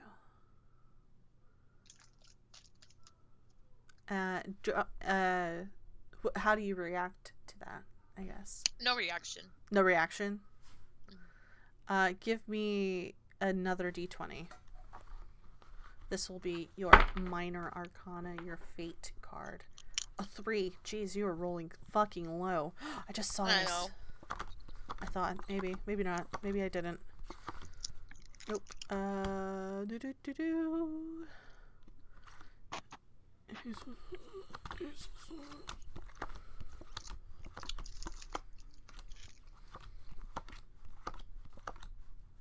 I've never had to do this. Usually, whenever I read my cards, it's like I'm drawing them. And it's like, ah, yes. Now I'm like, oh, it's a D20. I have to sort through them. Okay. She holds it up, and you see this, like, hand. I'll show it to the camera. This hand holding a sword aloft with a crown kind of hovering over the tip. Mm-hmm. She says,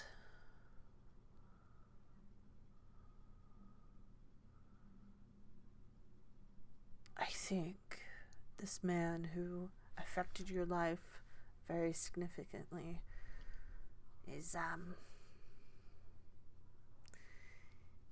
he's on this mission. But on this mission, he has deemed it that he will cause no harm to anyone. So obviously, this mission is more a soul-searching. I hope that your friend, your brother, your father, whoever it is, finds what they are looking for. By the way, this is not planned. This is D20s, obviously. So this was not planned. This is all fate. And so, yeah, that's interesting. Very interesting. And she, like, looks over to Estet, and she says, what about you? Would you like your cards read?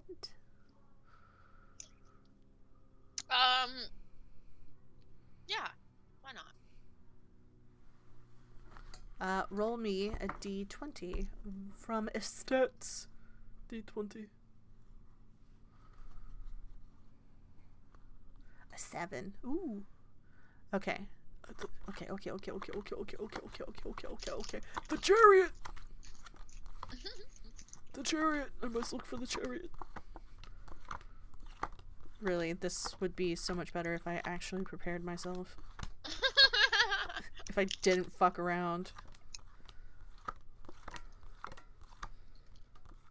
I know that we were gonna do this. I was like, oh, I don't know what I have. And I was like, oh, I do have this. Motherfuck. Okay. I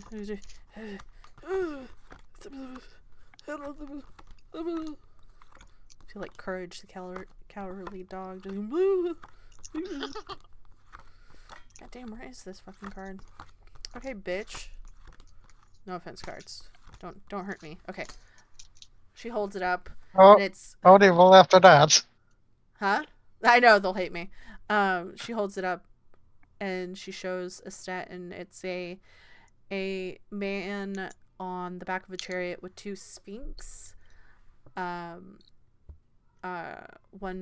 masculine, one feminine, with this cityscape behind it. And she says, This card is someone. It represents someone who is determined or successful in your life. Roll another D20. Alright. Something easy, please, for the love of God. 16 for fuck. Queen of coins. Okay. Wait. I think I saw her. Maybe, I don't know. Queen of coins. Also, Queen of Pentacles. Depending on the card group that you're with.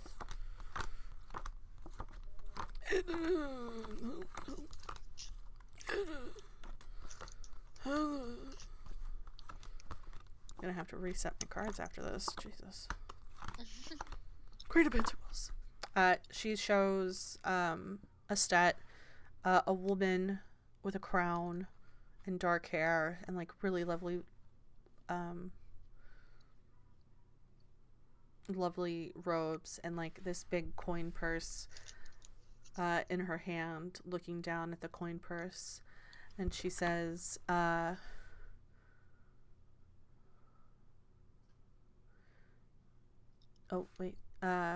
this person who's successful or determined in your life may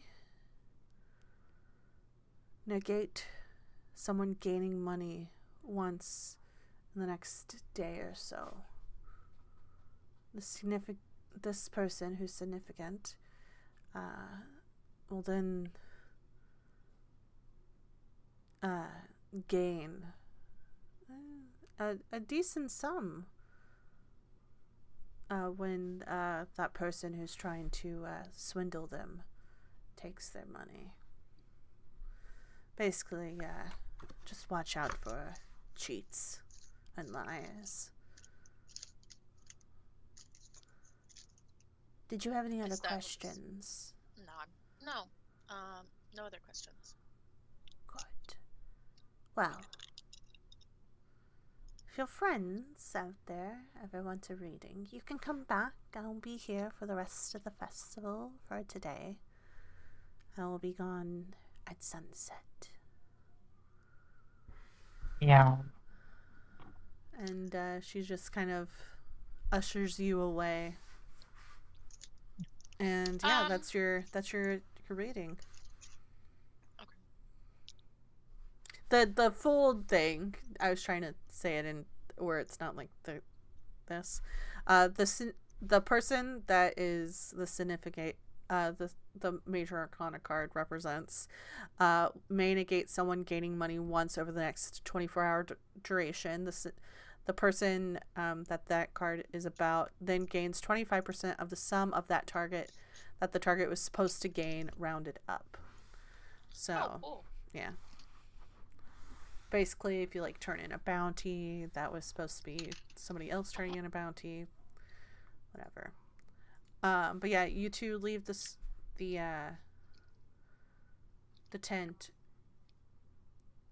and you feel the need to turn back a little bit just to kind of glance over your shoulder, and the woman who read your cards just cracks a smile and winks at you.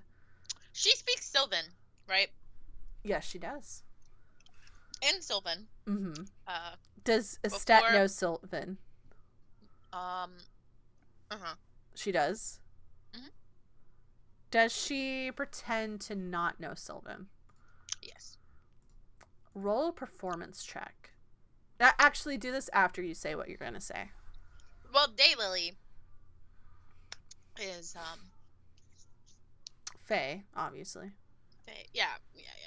She's going to, in Sylvan, turn to the lady and say, have you really left the Feywild to come read cards for mortals? Just recently. She says this back in Sylvan. I always like playing with fate.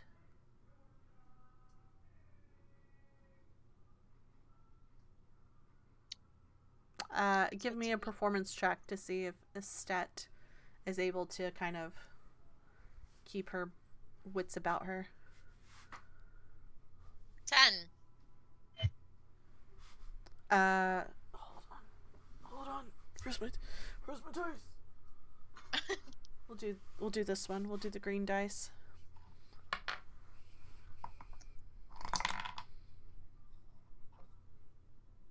That is a 7. I'm assuming she has really good insight because she is the Fate Stitcher. She looks at Estet. She looks at you. She just smiles. Says, you two have a wonderful day at the festival. I'm sure your dresses will look quite pretty. And lets you go. Daylily would just, give her a little nod and walk out the door. But yeah, that is the Cards of Fate. That was fun. Yeah, from Ghost Lore Studios. Great people. I don't know them personally. I just know that's really cool. All right, so we are doing next. Who wants to go next? Does Creek want to go next? Since Creek is doing the D100.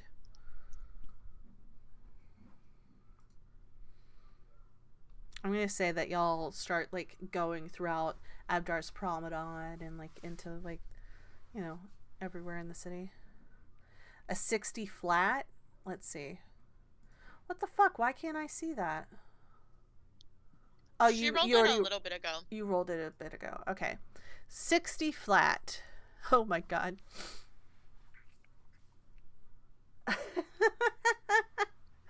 Okay. Well, there's 4 of you, so that should be fun. As you're milling through Abdar's Promenade, you see a wide circle, like a wide berth in one of the like open square areas where a bunch of roads connect, and you see a bunch of people going, oh, or you hear them going, oh, oh. And you see a couple of people poking up from over the crowd's head, and you hear like this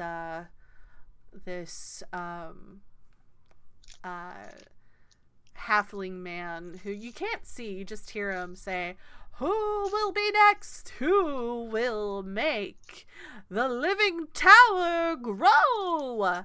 And yeah, that's the game that you've come across. Basically, it great. is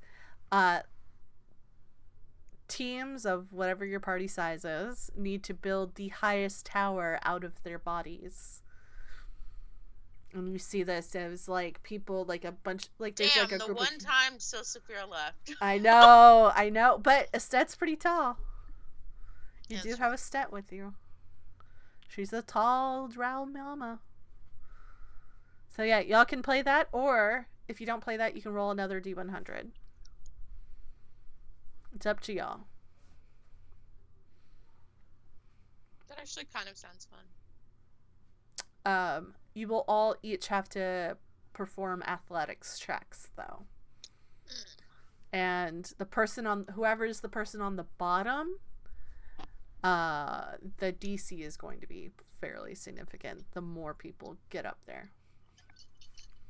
Well, Daylily weighs Nothing. as much as a child. Yeah. Weighs nothing. And she's quite small. I would say it would up- probably be Estet on the bottom. Maybe. Relier, Creek, Daylily. But Daylily Daylily on the top, and then Sustander, and then... I don't know. That's up to you. You can also pass by and not do it. Yeah, if you don't want to do it, we can do something.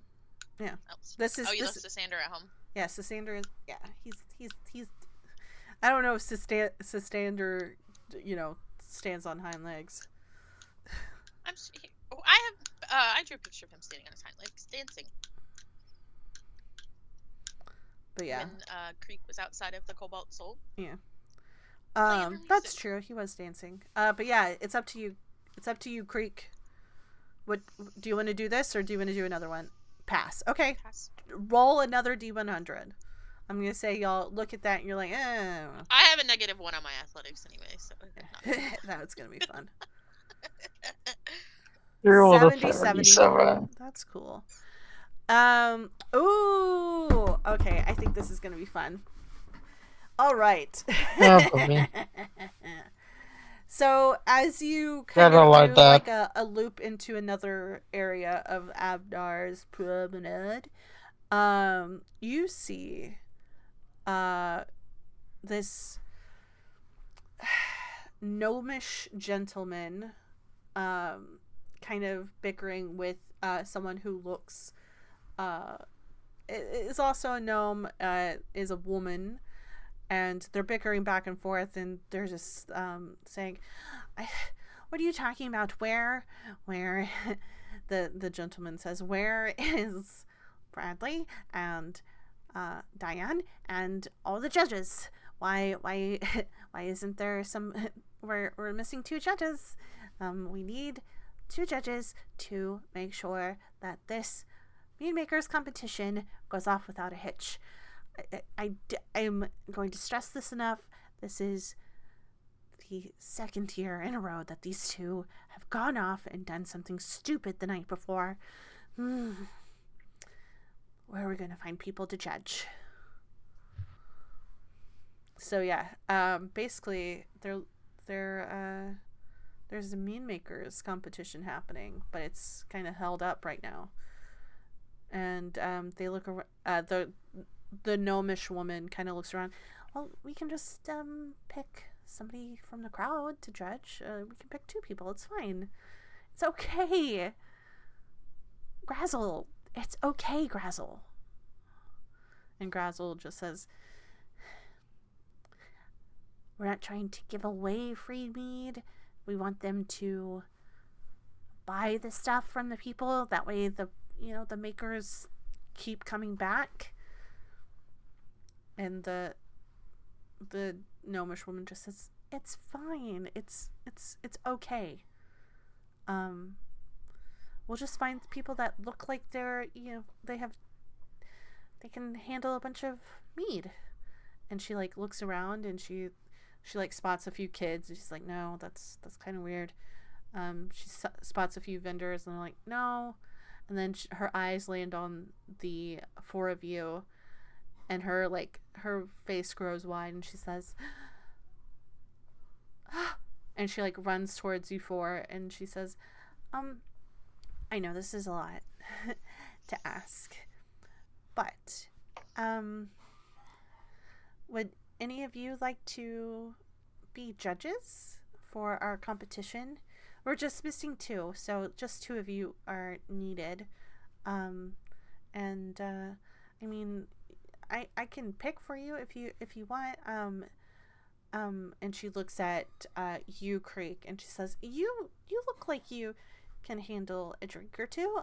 Would you like to help?"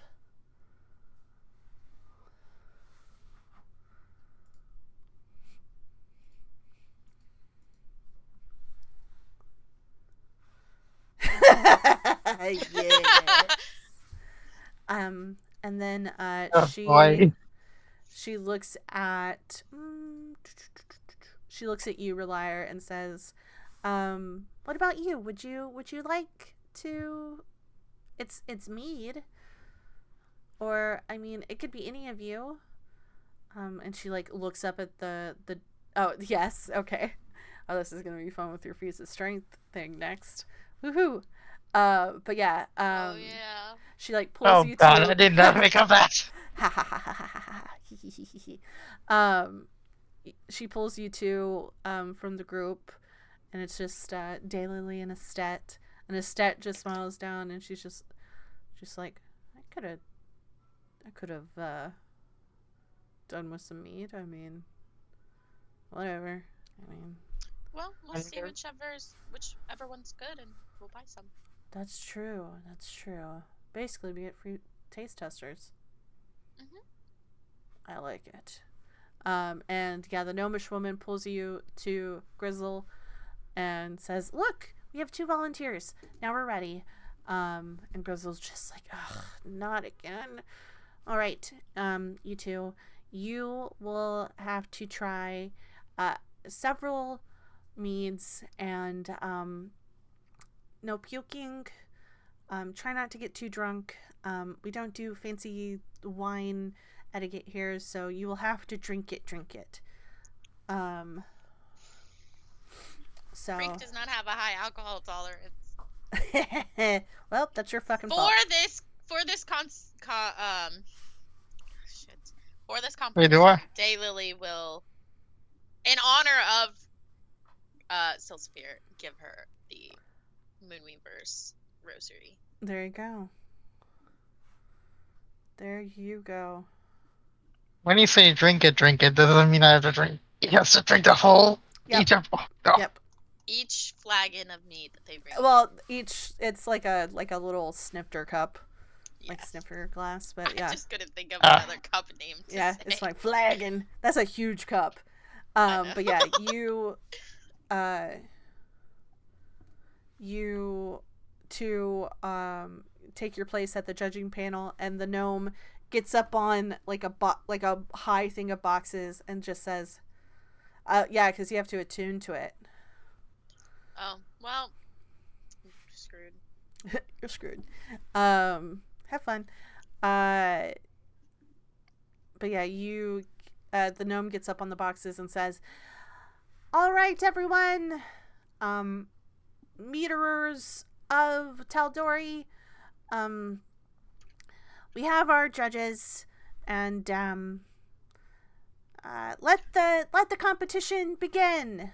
I'm gonna cast enhance ability on her. There with you go. Bear's There we go. Endurance. We're thinking on our toes here. We're You'll get cooking. 2d6 hit points, so you get 4 additional hit points. You won't have to yeah, you'll have temp HP. Which version of enhanced ability are you going to use? Obviously the Constitution one, but what does that one give? Bear's Endurance. It gives target has advantage on Constitution checks and gains 2d6 temporary checks or saving throws. Has target on Constitution checks. Okay, let me see. I don't think I have one for saving throws. That's fine. I think it doesn't say saving throws, but we'll just do checks. Okay. All right. So the you're given your first mead. It is explained to you that you will have to try 5 meads, and so that means 5 Constitution checks. Okay. The first mead, the gnome says, is all right. This is from the meadery of the Cinder King, which is here in Iman, and it is a lovely, just a base honey mead, but according to this card, it has a little bit of a kick from chilies. Oh. And as you taste it, yeah, you get like this warm sensation from the chili. And everyone give me a Constitution, not everyone, but the 2 in the thing, give me a Constitution check. Okay, 14. I'm going to say the DC is low right now. DC is 10 right now. 11. Holy shit, that was close. Oh, God. Well, but yeah, you are able to drink it and it's fine. The chili's a little bit of a burden, but you know, it's okay. A few moments later, after you've written down your notes and things like that, and drank your fill of, or not your fill, but your cup of that mead, the next one comes around, and the glass is switched out too. This, he says, or Grizzle says, this is a mead from the Rife and Mist, right outside the Rife and Mist jungles, in the elvish city of that area, and it is a lovely honey mead with a floral bouquet. Everyone give me a those who are participating, give me a Constitution check. Oh, God, no. So I'm gonna say it's still 10. Relier, you're that you have a little bit of heartburn from the chili and the floral kind of mixing together. You're like, oh, okay, well, all right. Creek, you pass it. This next DC is gonna go up to 13. So with the next mead, a few moments later, you're able to write your notes and kind of like chat back and forth and like give your opinions and things like that and write your scores. For the first one, for the chili one, DC 10, yeah, DC 10 is really low. That's like nothing. But yeah, for the first one, what would you rate that one? Out of 1 through 5. what would your character rate a chili mead?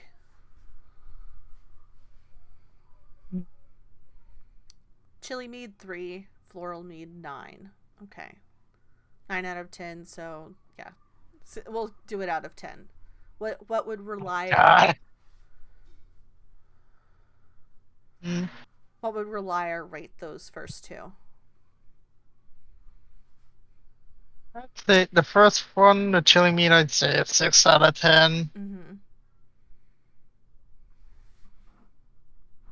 Mm-hmm. Oh, shut up. Fire breather. Yeah. Yeah.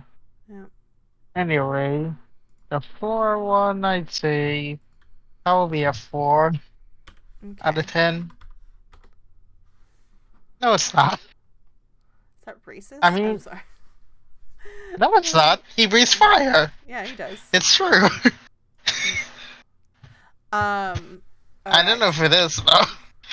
I don't really. It doesn't matter. This so you've all written your stuff down. The next one is a mead out of Stilben. He says he's like it's a mead made out of it's from Stilben. It's got a little bit because of the swamp area. It's got a little bit of like lily and like kind of like a mossy feel to it. Okay. And Constitution, yeah, so 13 is the DC. So, Creek, you both fail. So you're starting to feel the effects of the mead. You have 2 more. I will say if you fail the next 2, you will definitely be drunk. Oh God. So if you pass one and fail the other, you'll be kind of like a walking like fuzziness. If you pass both, you won't be drunk. But if you fail both, you will be drunk. The next DC is, what did we say? We said 13. Mm-hmm. I'm gonna say 14 for the next one, and then 15 for the 5th one. So for the next one, this is a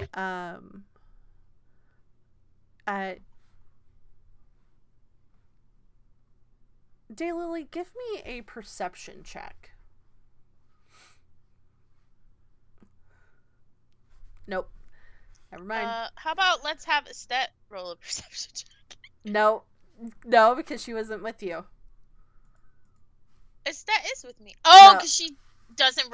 Okay, She doesn't know. She doesn't know all what you're all looking for. Yeah, I got it. I know what you're about to ask. The gnome says this one is from Western. It's actually from the Lord of no, it's not Western. What? My brain. It's from your brain? Yep. No, this Yes. is from Whitestone, excuse me. The other W city. This is from Whitestone. This is from the Lord of Whitestone's own concoction. It is sort of like an ice mead distillation, and you just see Lord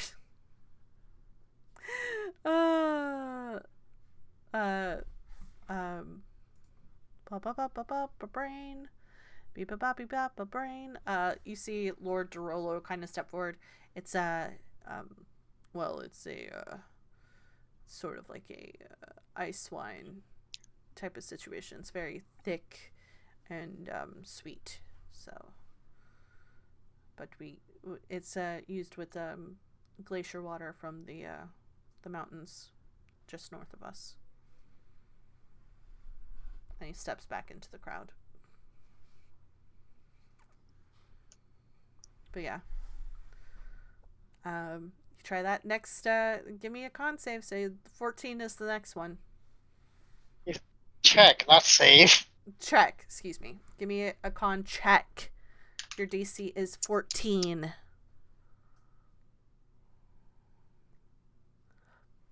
Of There we course she go. gets a nat 20. Yeah, she likes the ice water. Alright, fine. There we go. All right. Lily Mead, 7.5 out of 10. Okay. Oh, you're from Whitestone. Dude, this What dice set. do you Oh have my on? god. Oh, for Oh, do we all have the same? No, we don't all have No. the same dice set. Oh, you have a big dragon on your screen. Ate that net Yeah, my 20. dice. Then flew off. That's Oh. cute. You both have the same dice set on. But yeah, what do you rate? Oh. What do you rate the ice mead?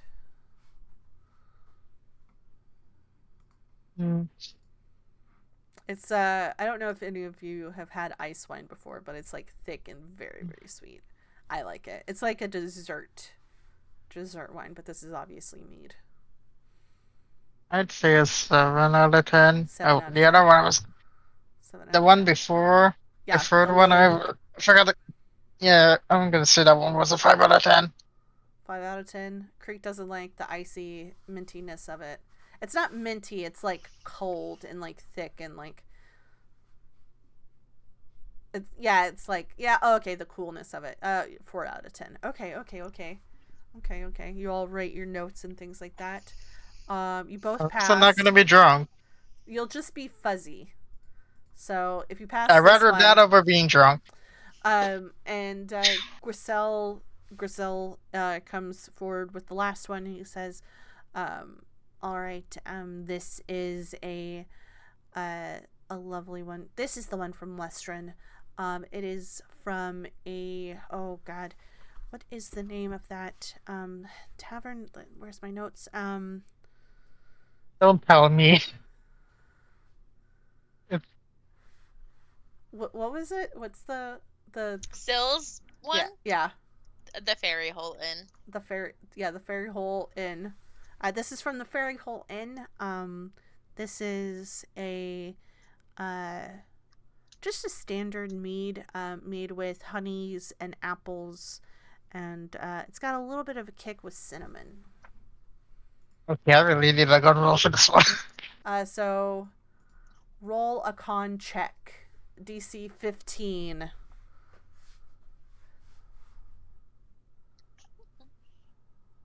Oh, nice. Of course it comes out. There we go. There we You go. passed. You passed. You're not drunk at all. But yeah, you Hooray! write your score for this one. It's like a apple pie, but like a mead. An apple pie mead. Like apple pie moonshine. Yeah. And it's like 9, but she's biased, so it's 10 out of 10. Okay. Same for me. Same for you. Okay. Actually, hold on. Let me write down. They don't know what. Hold on. I'm gonna say there's four judges. So, the other 2. Okay. All right. Spice. Oh, judge 1. I'm gonna have to do fucking math. Great. Let's see.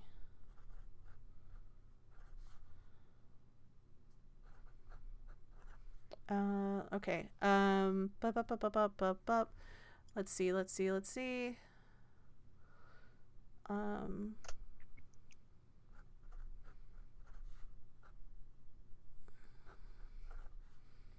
Let's see.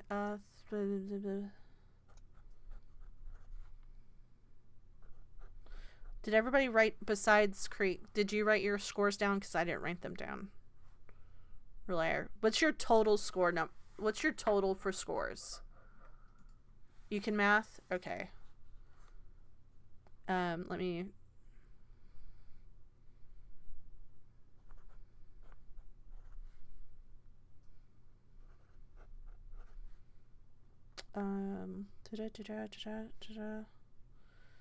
Okay, 6, 4, 5. All right. Just give me your totals for the things. I think I'm better 4, but I know the last one said that. I think it's at 6 again. I mean, not 6, 7. Oh, I don't know why I'm adding them all together. Never mind. I don't know why I said add them. All right. So, okay. Math. All right. For damn it. Chili. Just write it down What was yours? in the order. What was yours? What was your score for the chili? You said you had it high, right? He gave it a 6. He gave it a 6. Okay. Okay. 18.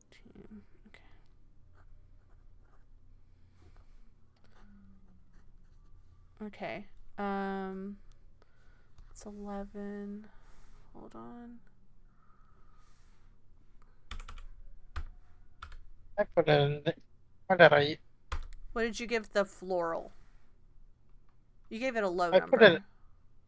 A 4? A 4. I put it in the chat. All the order and the drinks were in. Okay. Alright.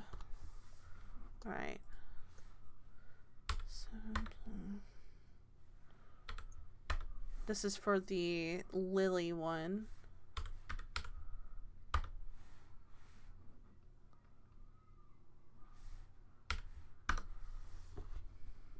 Oh, goodness. Alright, this is for the Whitestone one. 9 plus 4. Okay, jeez.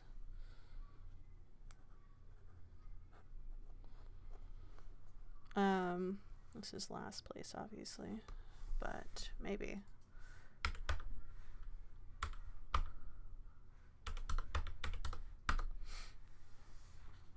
Yeah, it's 4 judges. 4 judges.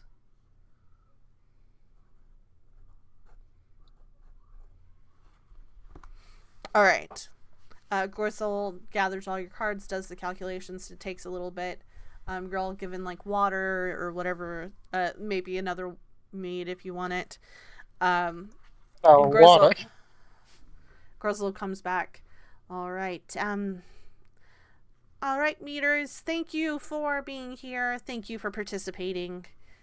In last place is the Cinder King's mead, with a total score of 18.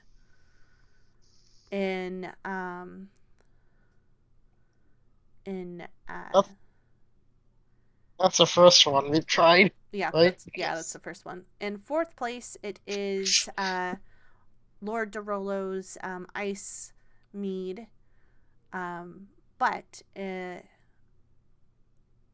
were only 0.5 off from being in 3rd place, which is given to the Stillben Meadery for their Lily concoction. In 2nd place is our friends from the Elvish city for their lovely standard mead. And in 1st place, with a quite significant score, is our mead from the tavern in Westrun. Everyone give them a round of applause. You can get your medals, and the first and second prize winners get a lovely prize package.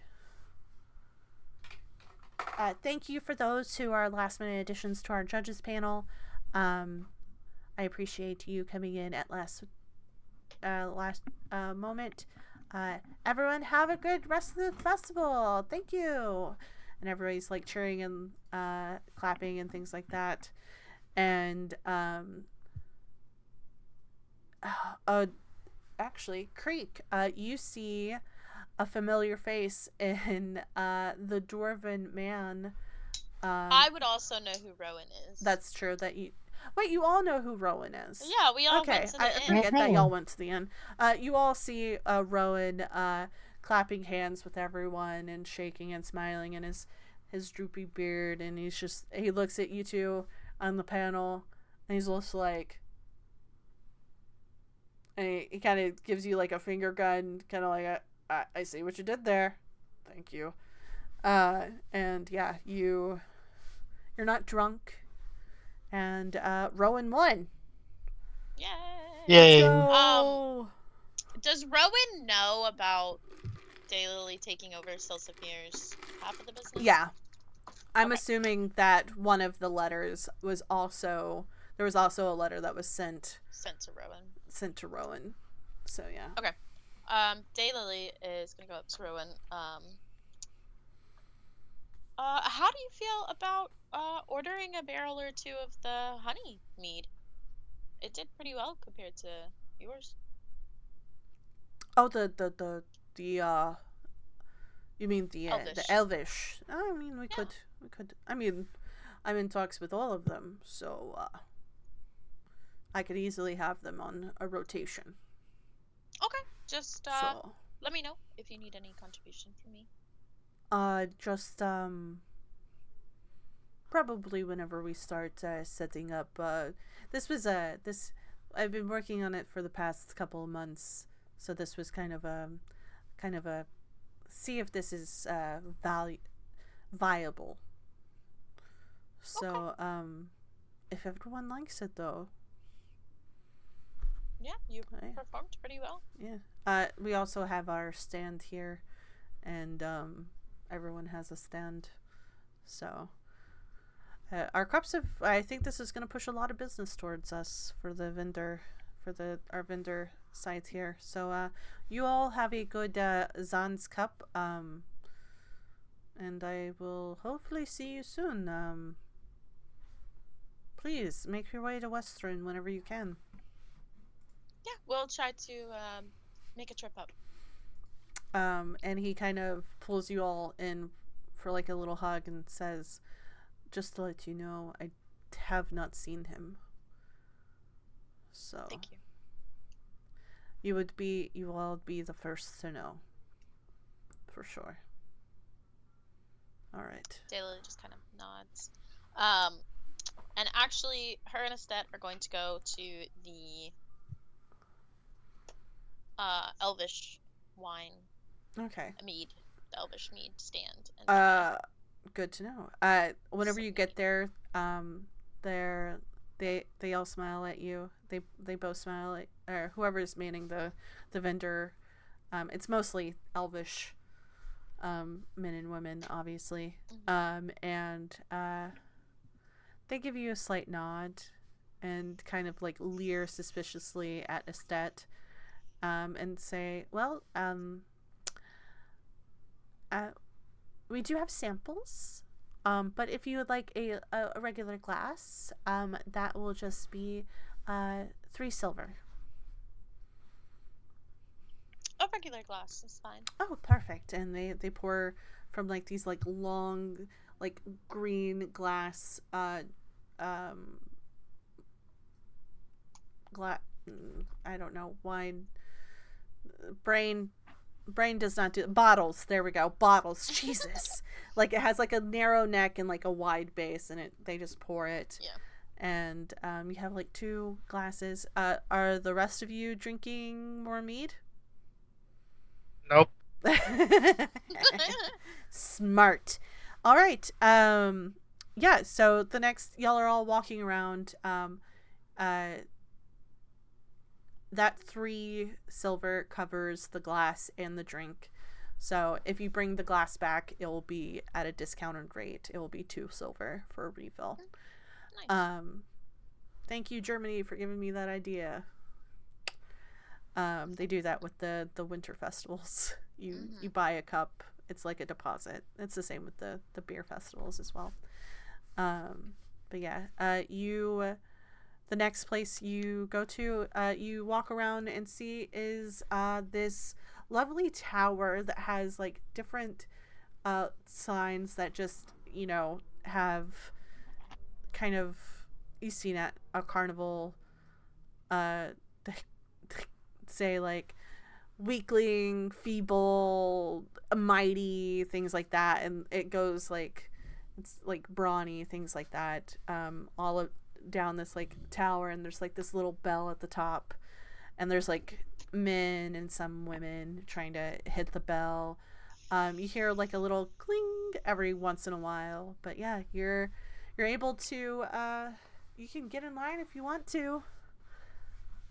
Relier, Estet kind of chuckles and is like, "Watch this, honey," and she like hands you her glass, and she kind of walks up, and the guy's like, "Well, you're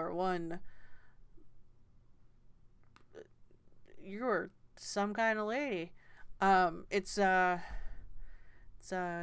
silver to hit," and she just hands him a silver. And I'm going to need you to roll me a strength check for a stat, and then roll me a d10. Oh, actually, hold on. No, just a d20. So just roll a d20. No, not a roll 20, but like a strength check. I was gonna say a d10 as well to figure out what the thing is, but strength check. Oh wow, this dice sucks. Hold on.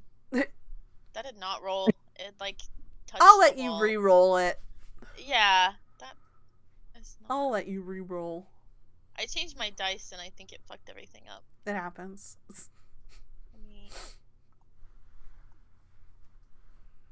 A stat, come on. I know, dude. That was embarrassing for her. Alright, let's see. 16. Okay. Whew. She hits it, and it doesn't hit the bell, but it gets to the strong area. So it's like the third area down from the bell. Or the second, it's like 2 areas down from the bell. Okay. She can go again if she wants to. Nah, she'll let Relier go. Yeah. Relier, it's if you want to participate, it's a silver to participate. Alrighty. That's fine. And then you'll just roll a strength check.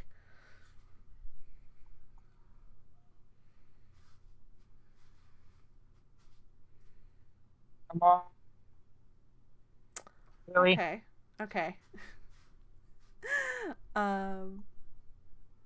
You get it to midway, and it's in the average area.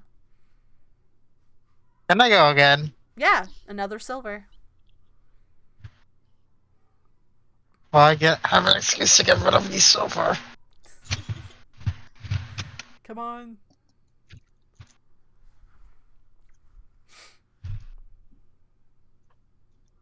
Better. Yeah. Okay, so it's not a nat 20, which would have the puck go flying off the little bell. But you do hit the bell. And it goes bing,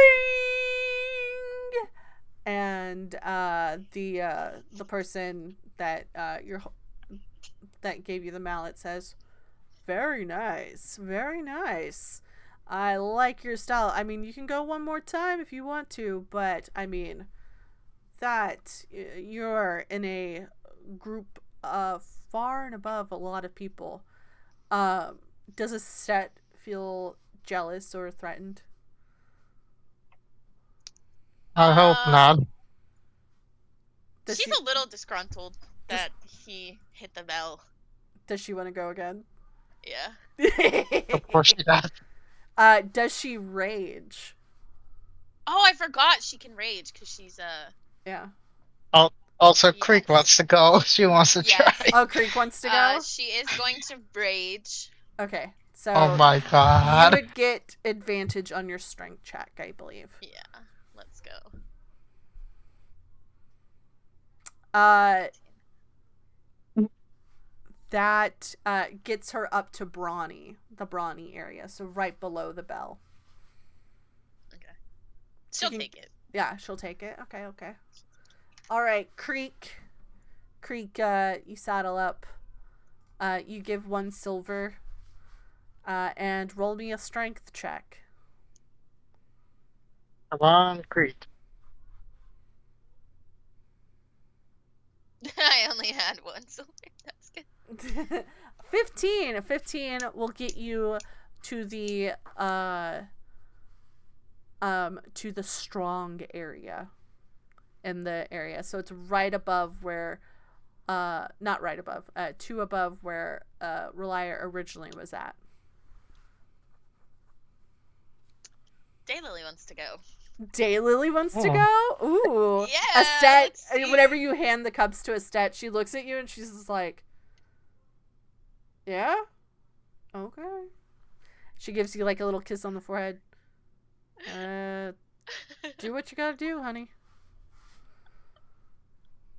She got a 6. Oh, She can barely lift the fucking mallet. Yeah, she gets the mallet up, and like whenever you hand the silver to the person in charge of the booth, he looks at you and he's like, I mean, it's your money. And you like kind of do like the little comical, like he gives you the mallet and you like it goes straight to the ground and you like pull it up and you're like using all your strength and you go to hit the thing and you get it up to inferior. And Estet's just in the background. That was wonderful, baby. I always believed in you.